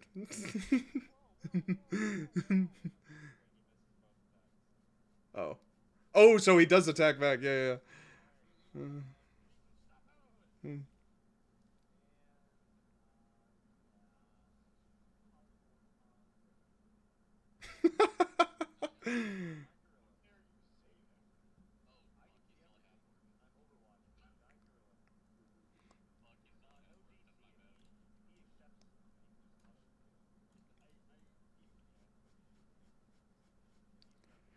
What are you polymorphing him into?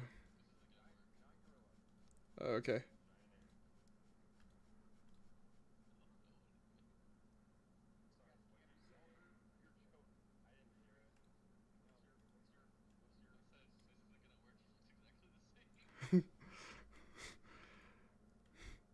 Uh, that's a big gorilla. Okay.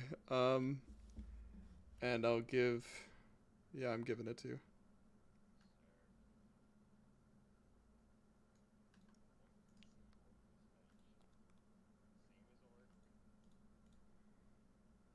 Owner. There you go. Vough.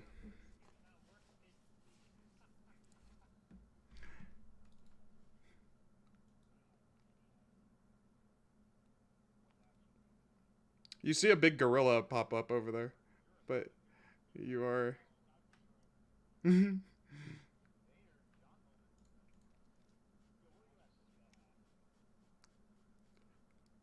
Can you see it happening? You see a massive gorilla appear on the far side of the crater from you. And you see Artyom holding the... You pulled the sword, okay? Wisdom, athletics check.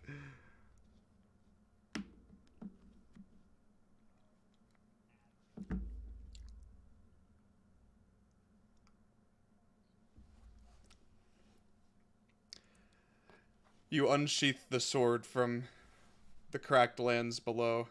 You can add the sword of Emerald to your inventory. Oh, the giant ape doesn't say that.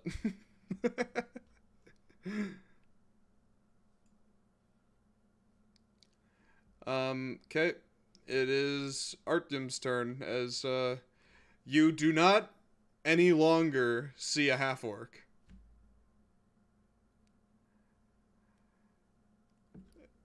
You see a big giant ape, and it is standing between you and any other half-orc that is potentially alive on this battlefield.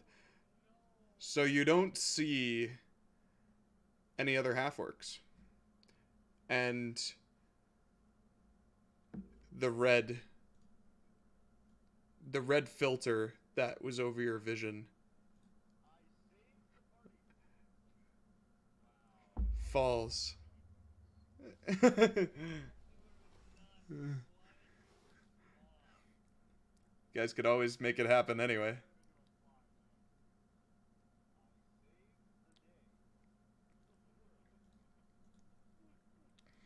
But that is the end of the combat.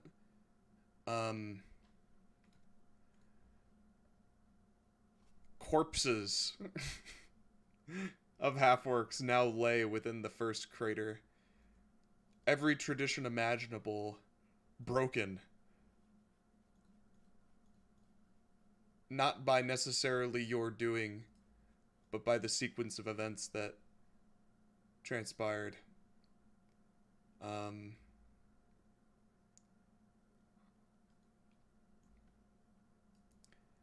Khanek, you're still invisible.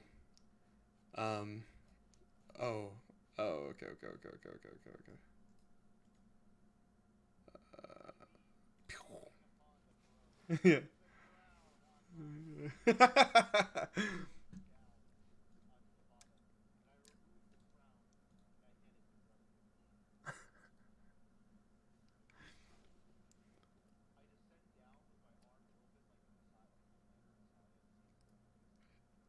Yeah. Yeah.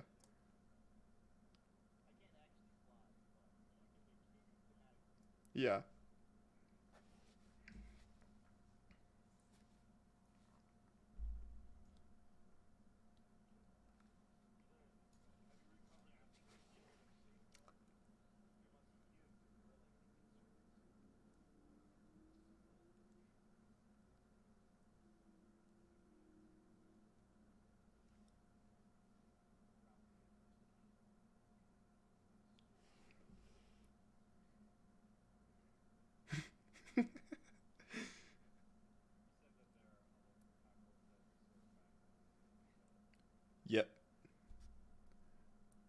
And as the fighting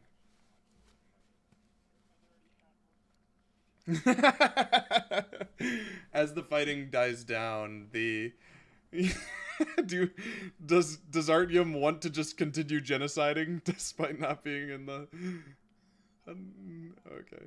No, yeah.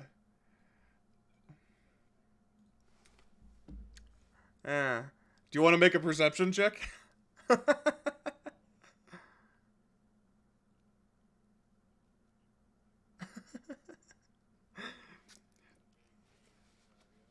The fire within you, as well as that on your sword, quells, and you look around yourself, almost like unaware of what happened. But there is a big gorilla in front of you,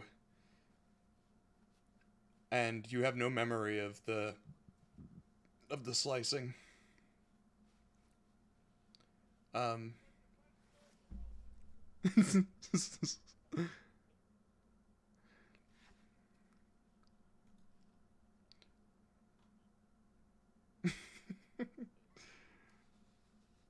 Yeah, and Khanek is holding out the first crown of heritage to you, Brelikk. Do you take this?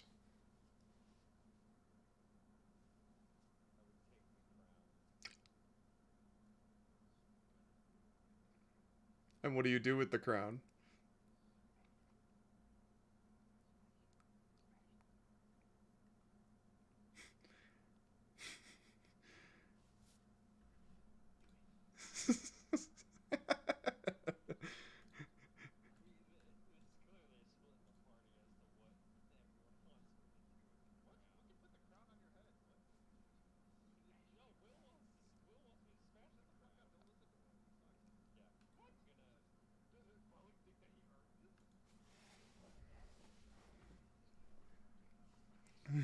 I earned it, Skylar. Me.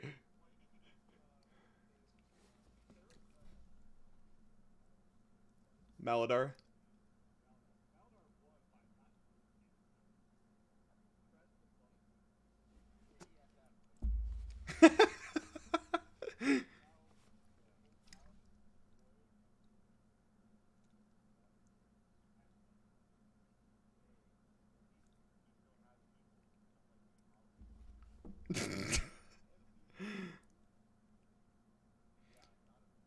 They're repopulating.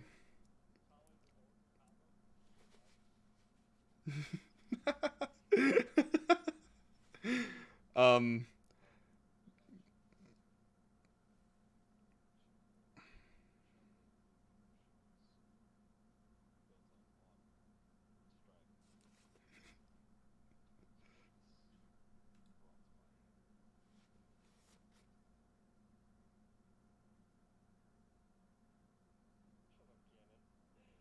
what did Cannon say?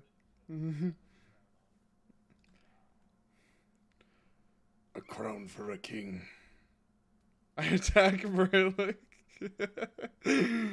No, that's against tradition. No.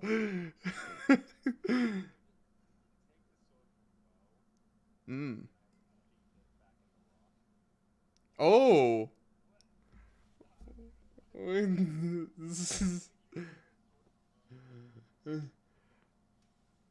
Yeah, Mike, you want to hold on to it? Yeah. So you see Brelikk try to reach for it, and you keep it away from him.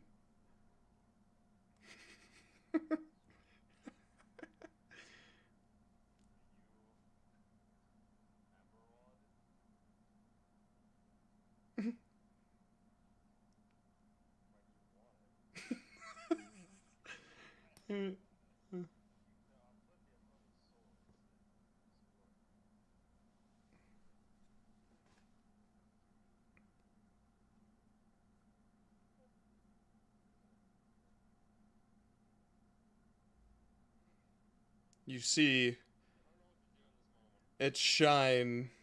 You can see your face in the shine of the blade, though. Still looks sharp.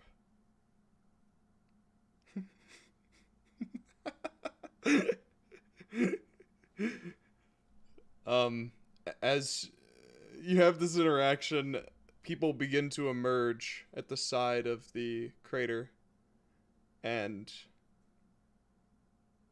kind of peer out over the death that has befallen them, befallen the half-orcs which stood against you. Yeah. And we'll just say the gorilla goes over here.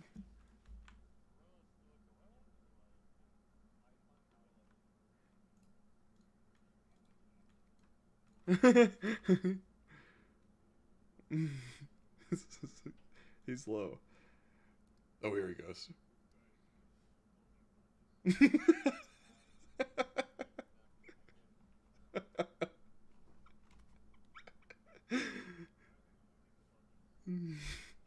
Who the fuck are you right now?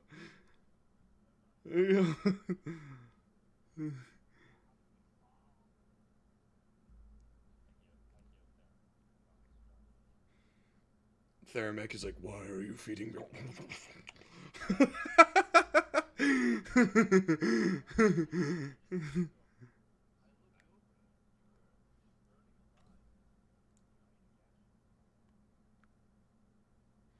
You say this to Theramek?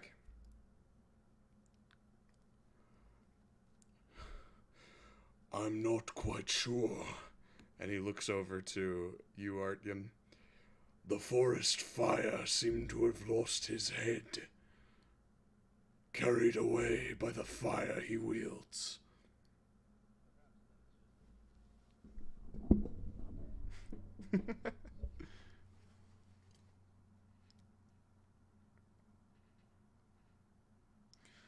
And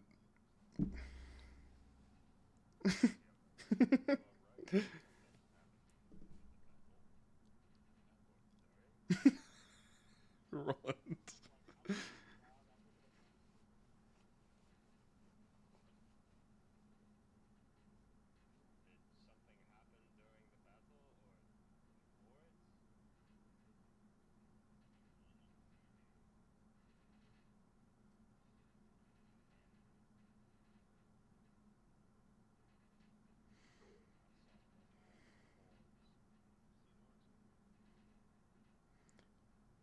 Brelikk, could you make an insight check?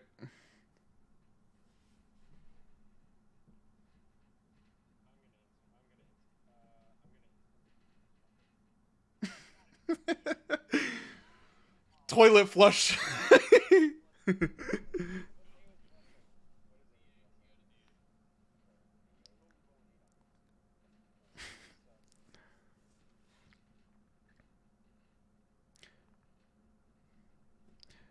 The man with horns is mentioned, and you have like a moment where you're like, man with horns, and you attempt to recall what, or conclude what it is Artyom is talking about, but you have no idea.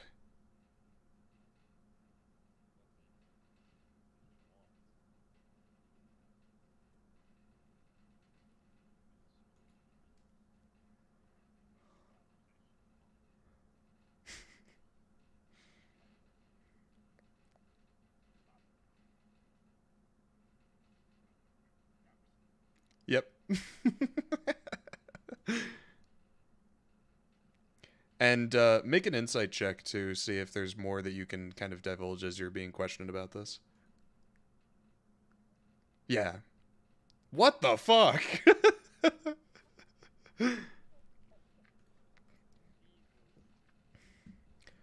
you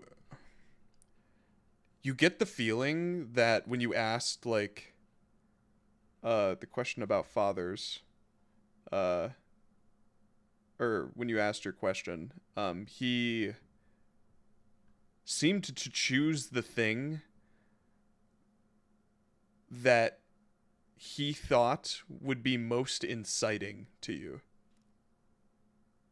if that makes sense.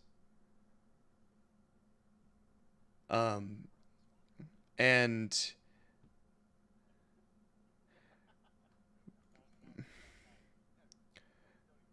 like the way he said it almost makes it sound like you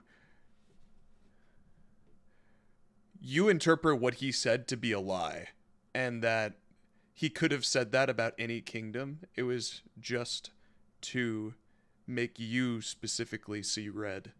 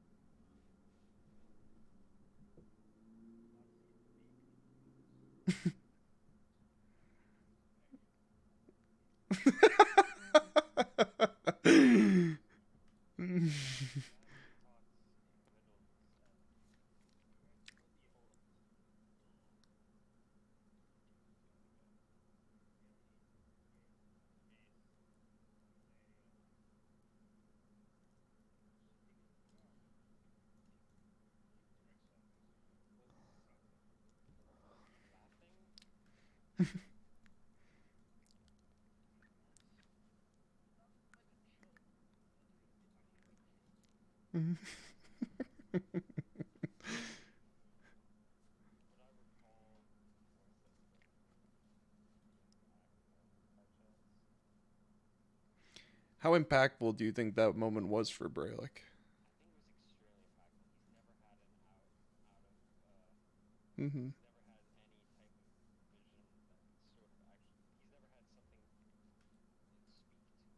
Yeah.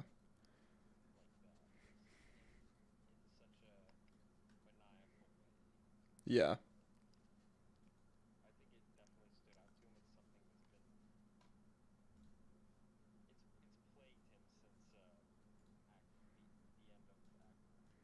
Yeah.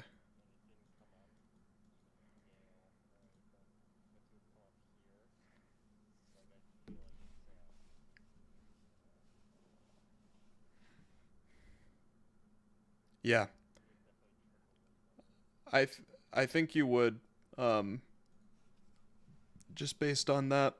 But you would note that whatever whatever happened to Artyom, like it didn't have that effect on you, notably.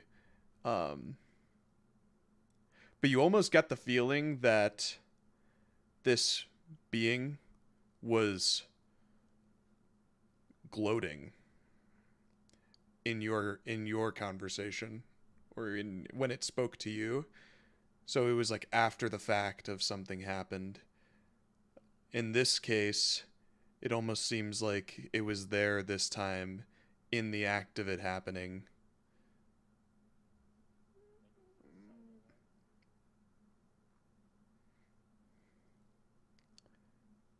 Um,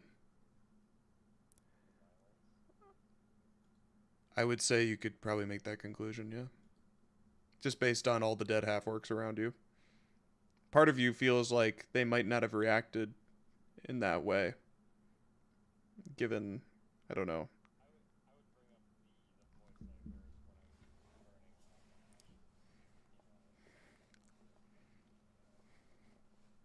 Mm-hmm. And at this point, like with Vough and Artyom having joined the party somewhat recently, um, I'm yeah, in this moment when you bring up Sanctum, you kind of give them the one sheet summary of all that's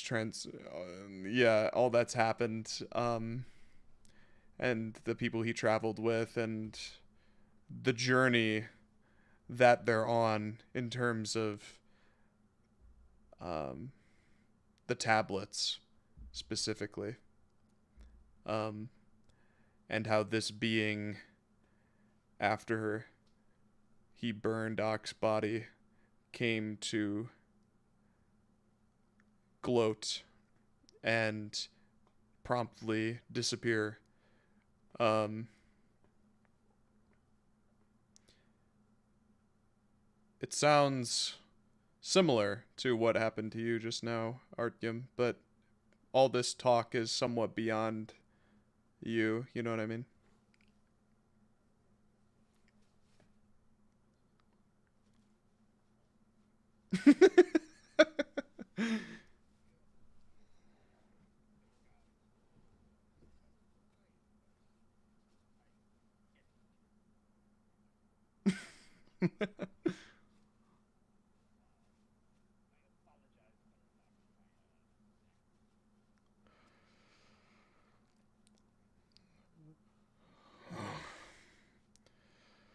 It is a great honor to be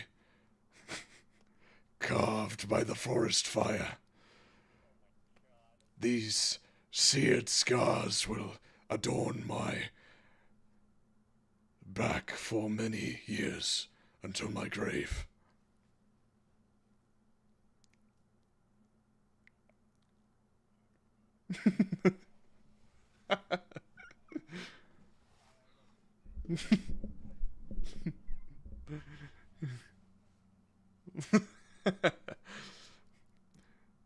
It is good for you to have returned home. We needed, well... And then he glances out over all the dead half-orcs. Perhaps they could have handled it themselves, but good nonetheless to have old souls returning to the fold of heritage. Perhaps we can undo what has been done to our lands.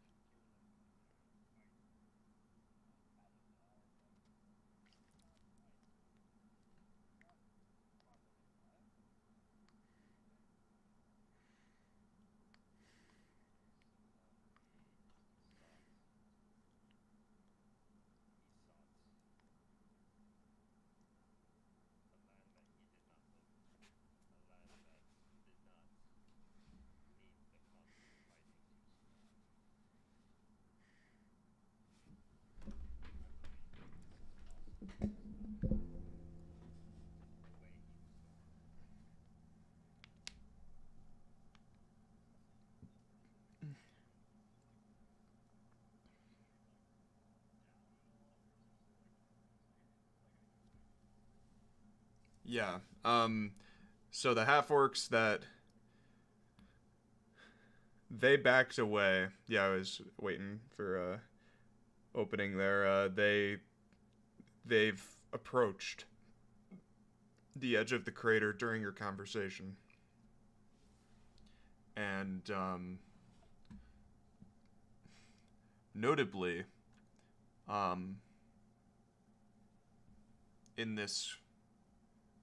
in one of the small groups that approaches, you see half-orcs, but you also see a very small amount of genasi. As you basically realize that some of them never adhered to the edict issued by Maladar, and were perhaps in hiding, for lack of a better term. And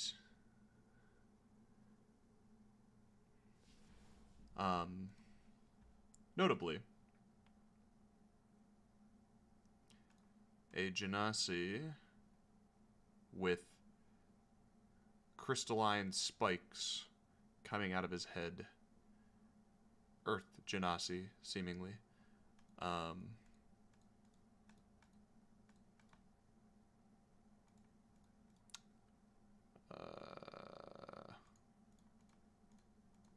folder did I put this guy in? Holy shit.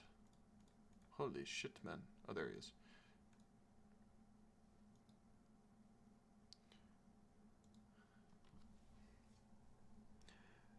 Looks down from the top.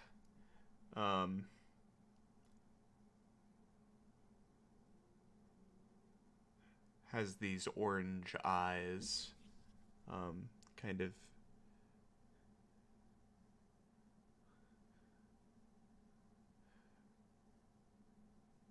looking down to you all. The half-orcs beside, all lining around the ring of the crater. They're hesitant as they approach, but he confidently strides up and catches your attention and says, very confidently, a proclamation.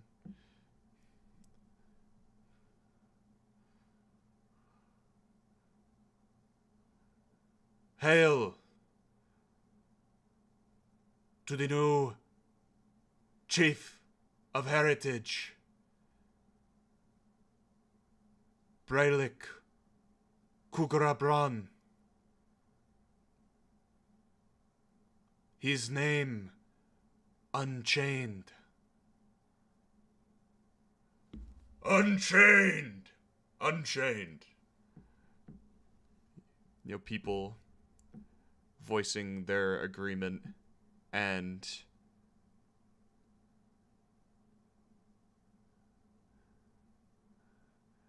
then the Genasi kind of steps down the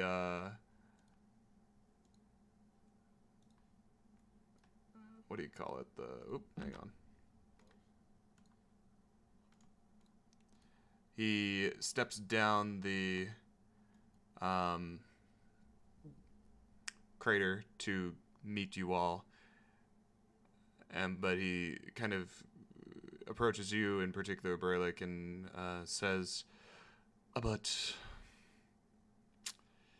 I must ask, do your companions lead with you? Highly irregular, I might add, but perhaps it is time for a change.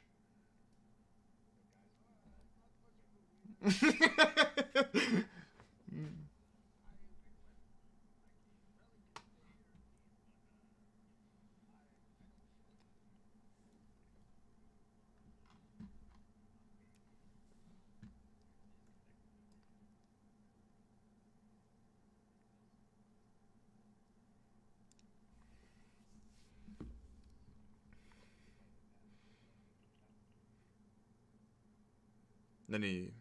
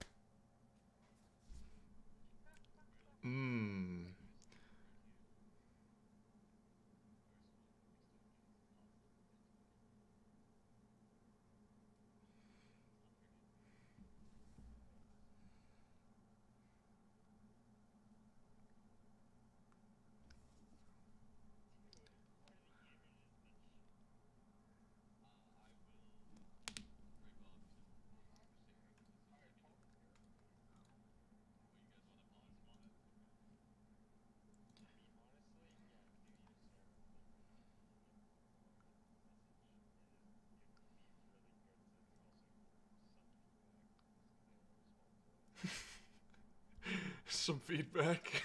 You get some feedback from the Seraph. Yeah.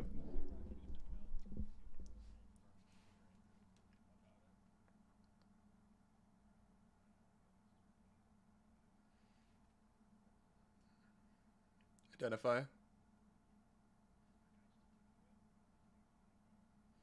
You could attune to it, yeah. Okay.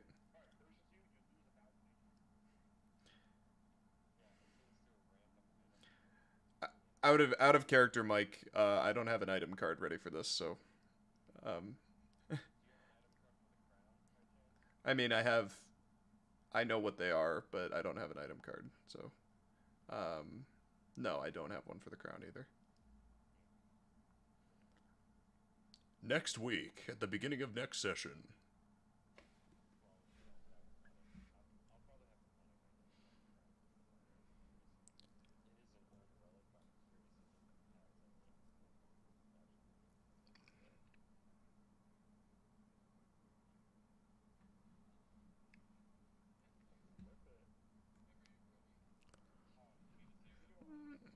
I'm ready.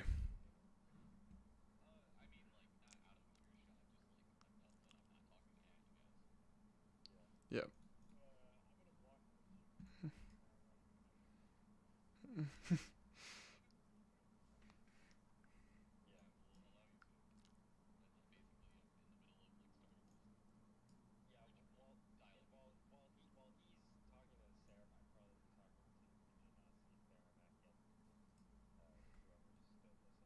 Yeah. Sure.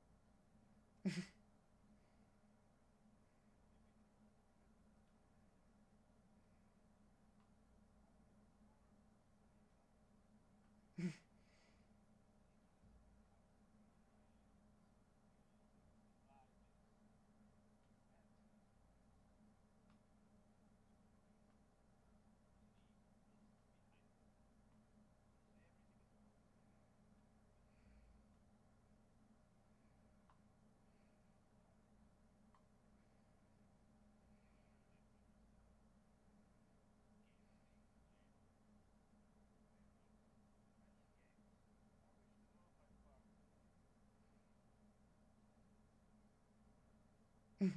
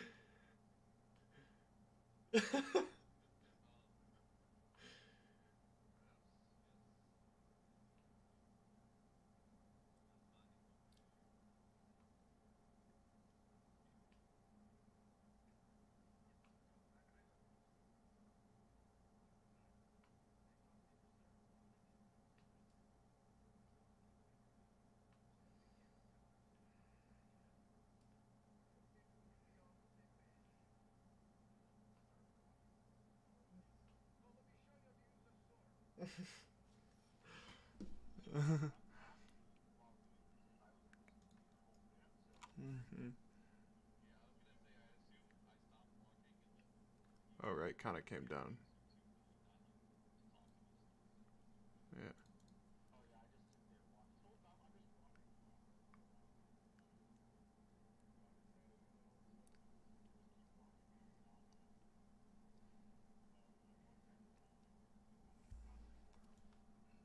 Khanek over here.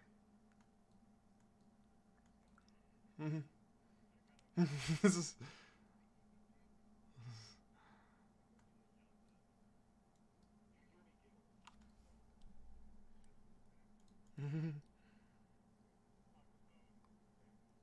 Yeah.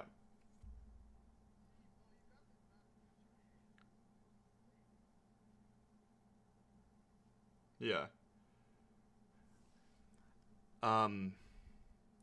So, um. Uh. Oh yeah, no, I forgot about that. Does Rolland, do you call now or do you confront Khanek or yeah?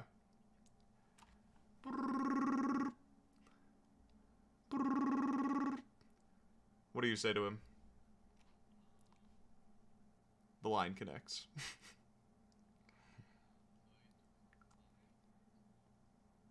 Yeah.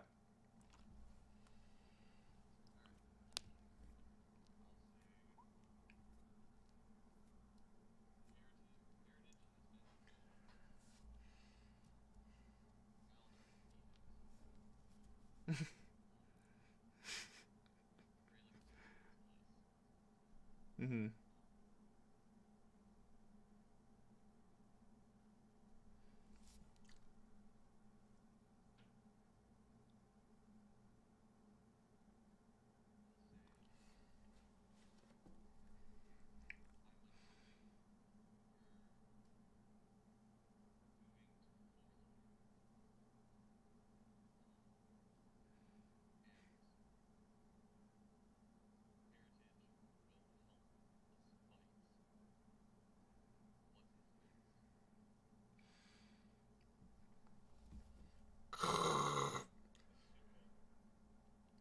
That is good news, Rolland.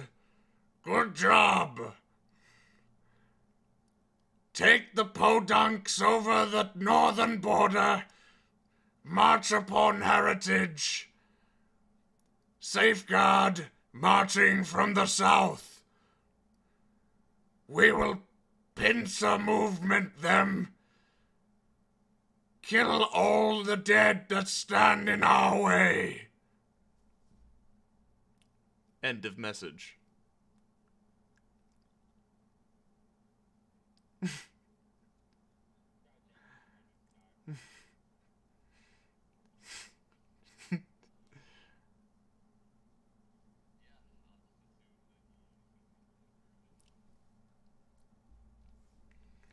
So yeah, to reiterate, he advises, orders to take the half orc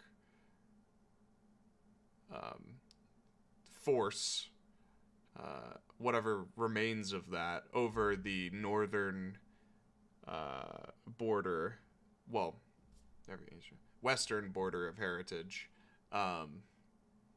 northern from his perspective, but and basically march down to the to Forlorn, and then they're gonna march up through there. Which, if we go to the Rapture, oh, you're already there.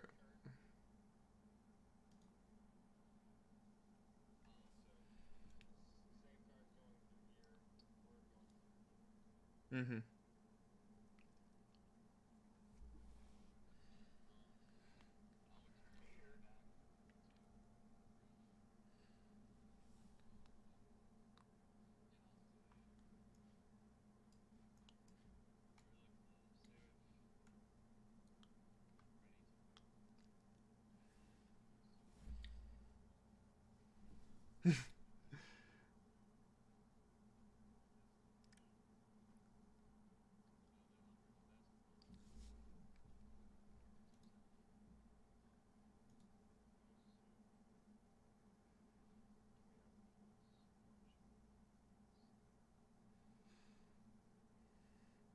Theramak would chime in.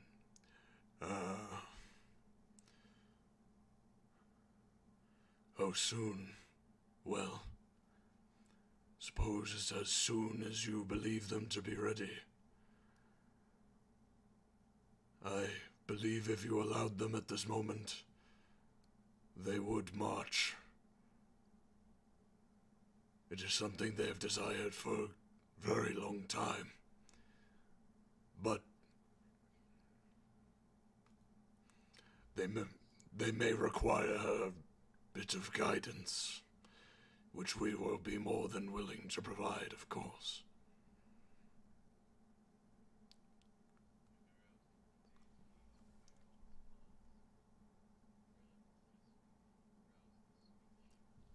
I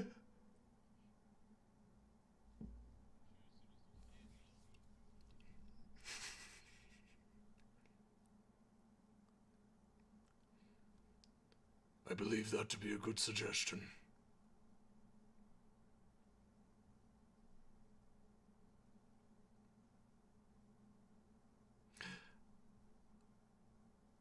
And the Genasi speaks up. I do not speak for my people, but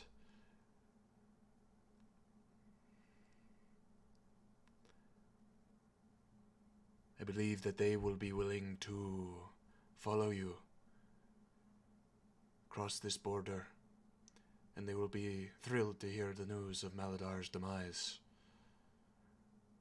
They have not yet,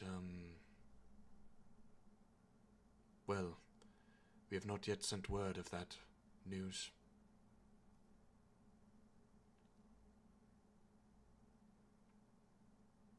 They will be,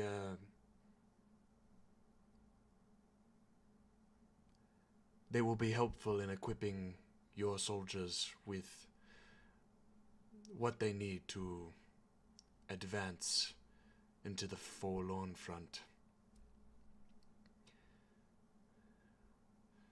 He kind of turns fully toward you, and he stretches out a hand to shake yours.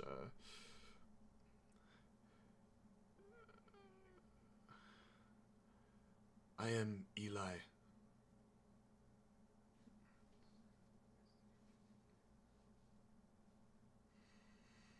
And you, new chief.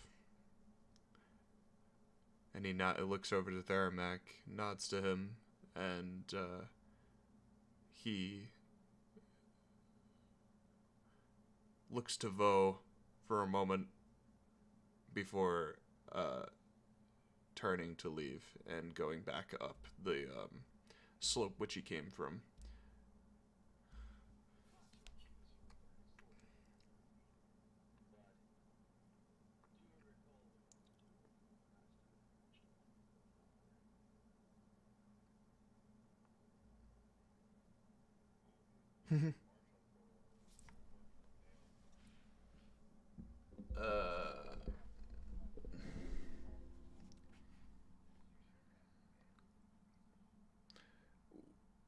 Well,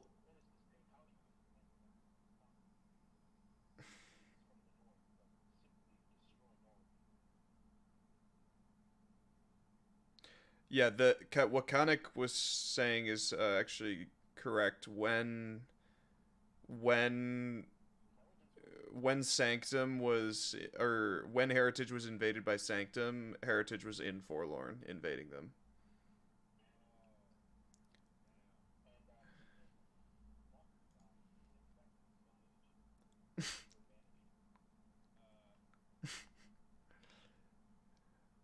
So, which was what's his name?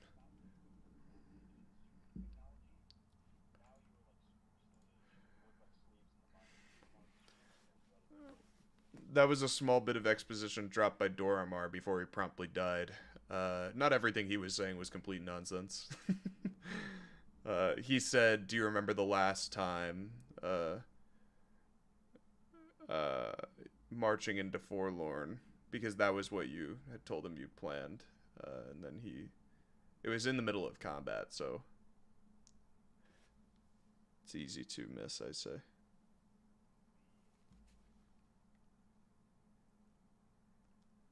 It's also hard to march on Gale because um,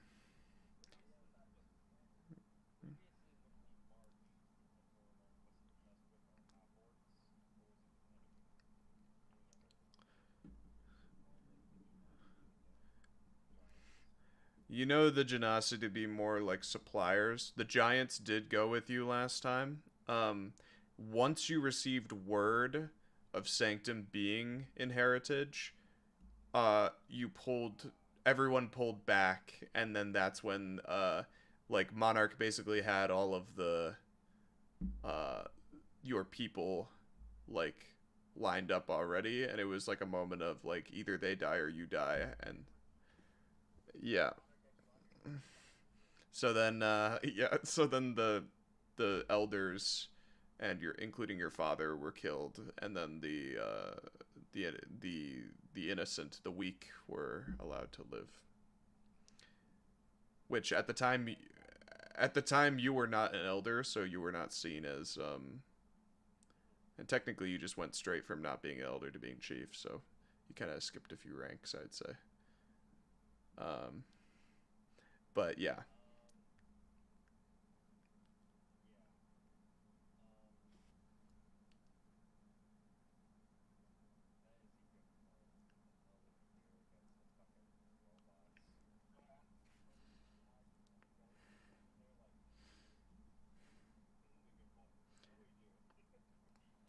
So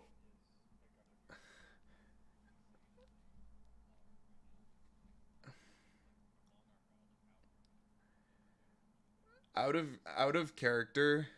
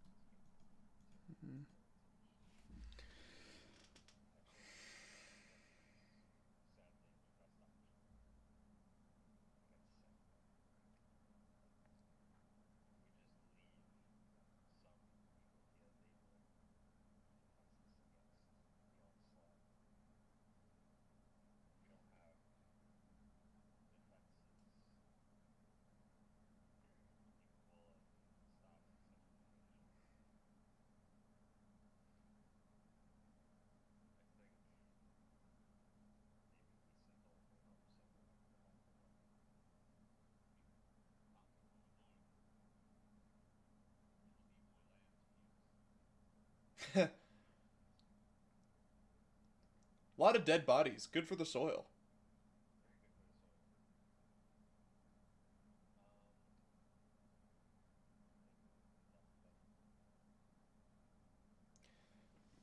Okay.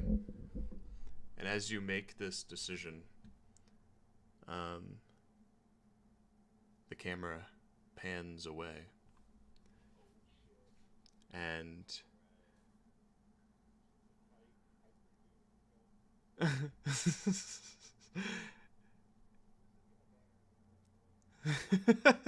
okay.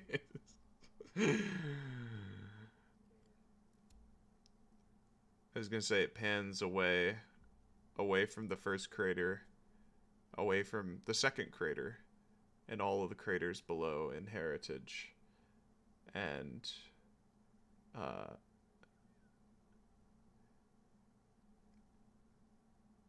until you can see the lands of Forlorn and the thousands,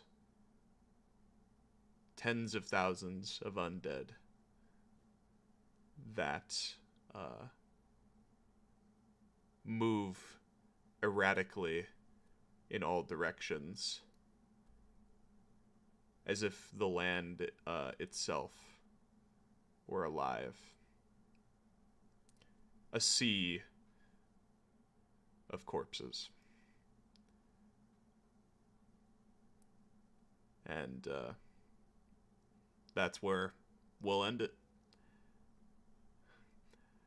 Out of character clarification, because you have your decision, but I want you to know that the campaign has opened up a lot in this moment. If it wasn't clear as to whether you could go a certain place or not before, this is a point where you can basically take this battle to whatever kingdom you fancy.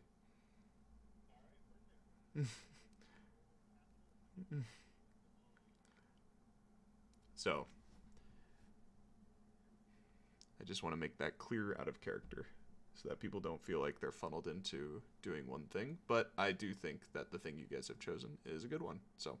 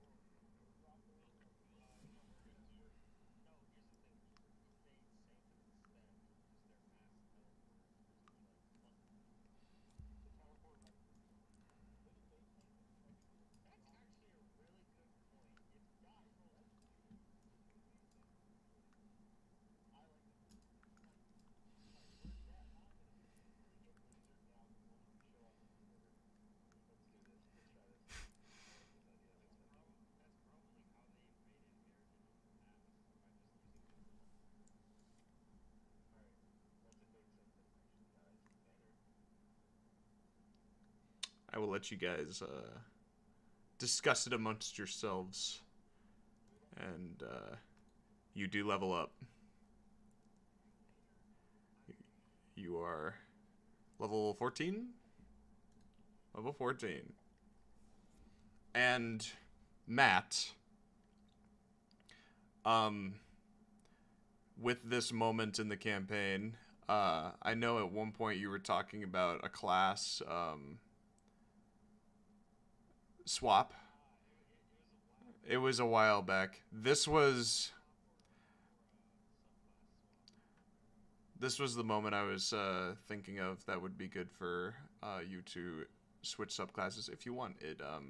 Because narratively, the fire that is within you is now being unleashed, and you're not really trying to hold it back, or maybe you are. I don't know. It's up to you. I just think you've taken the cork off the metaphorical bottle of heritage by killing Maladar, so you're kind of taking the metaphorical cork off your energy.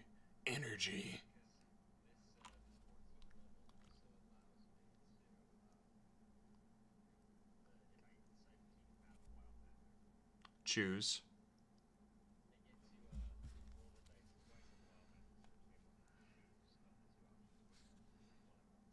Ooh. Perfect.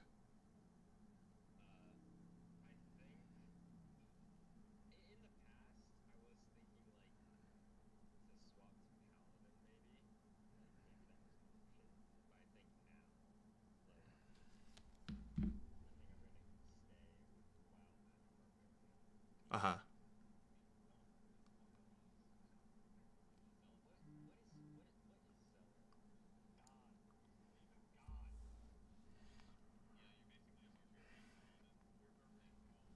Which that was the subclass.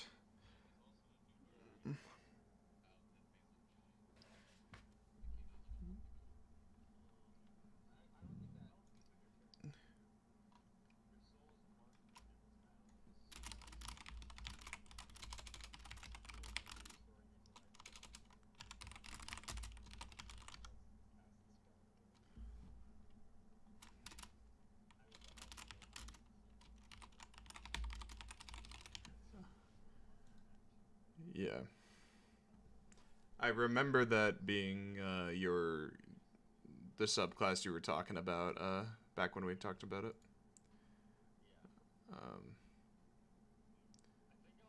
Anyway. Yeah. Yeah, just let me know. I just wanted to remind you so that you thought about it. Cool. Oh, very nice. Okay. I'm going to end the stream here. Thanks for watching Tragedy War Session 47. We'll be back next week.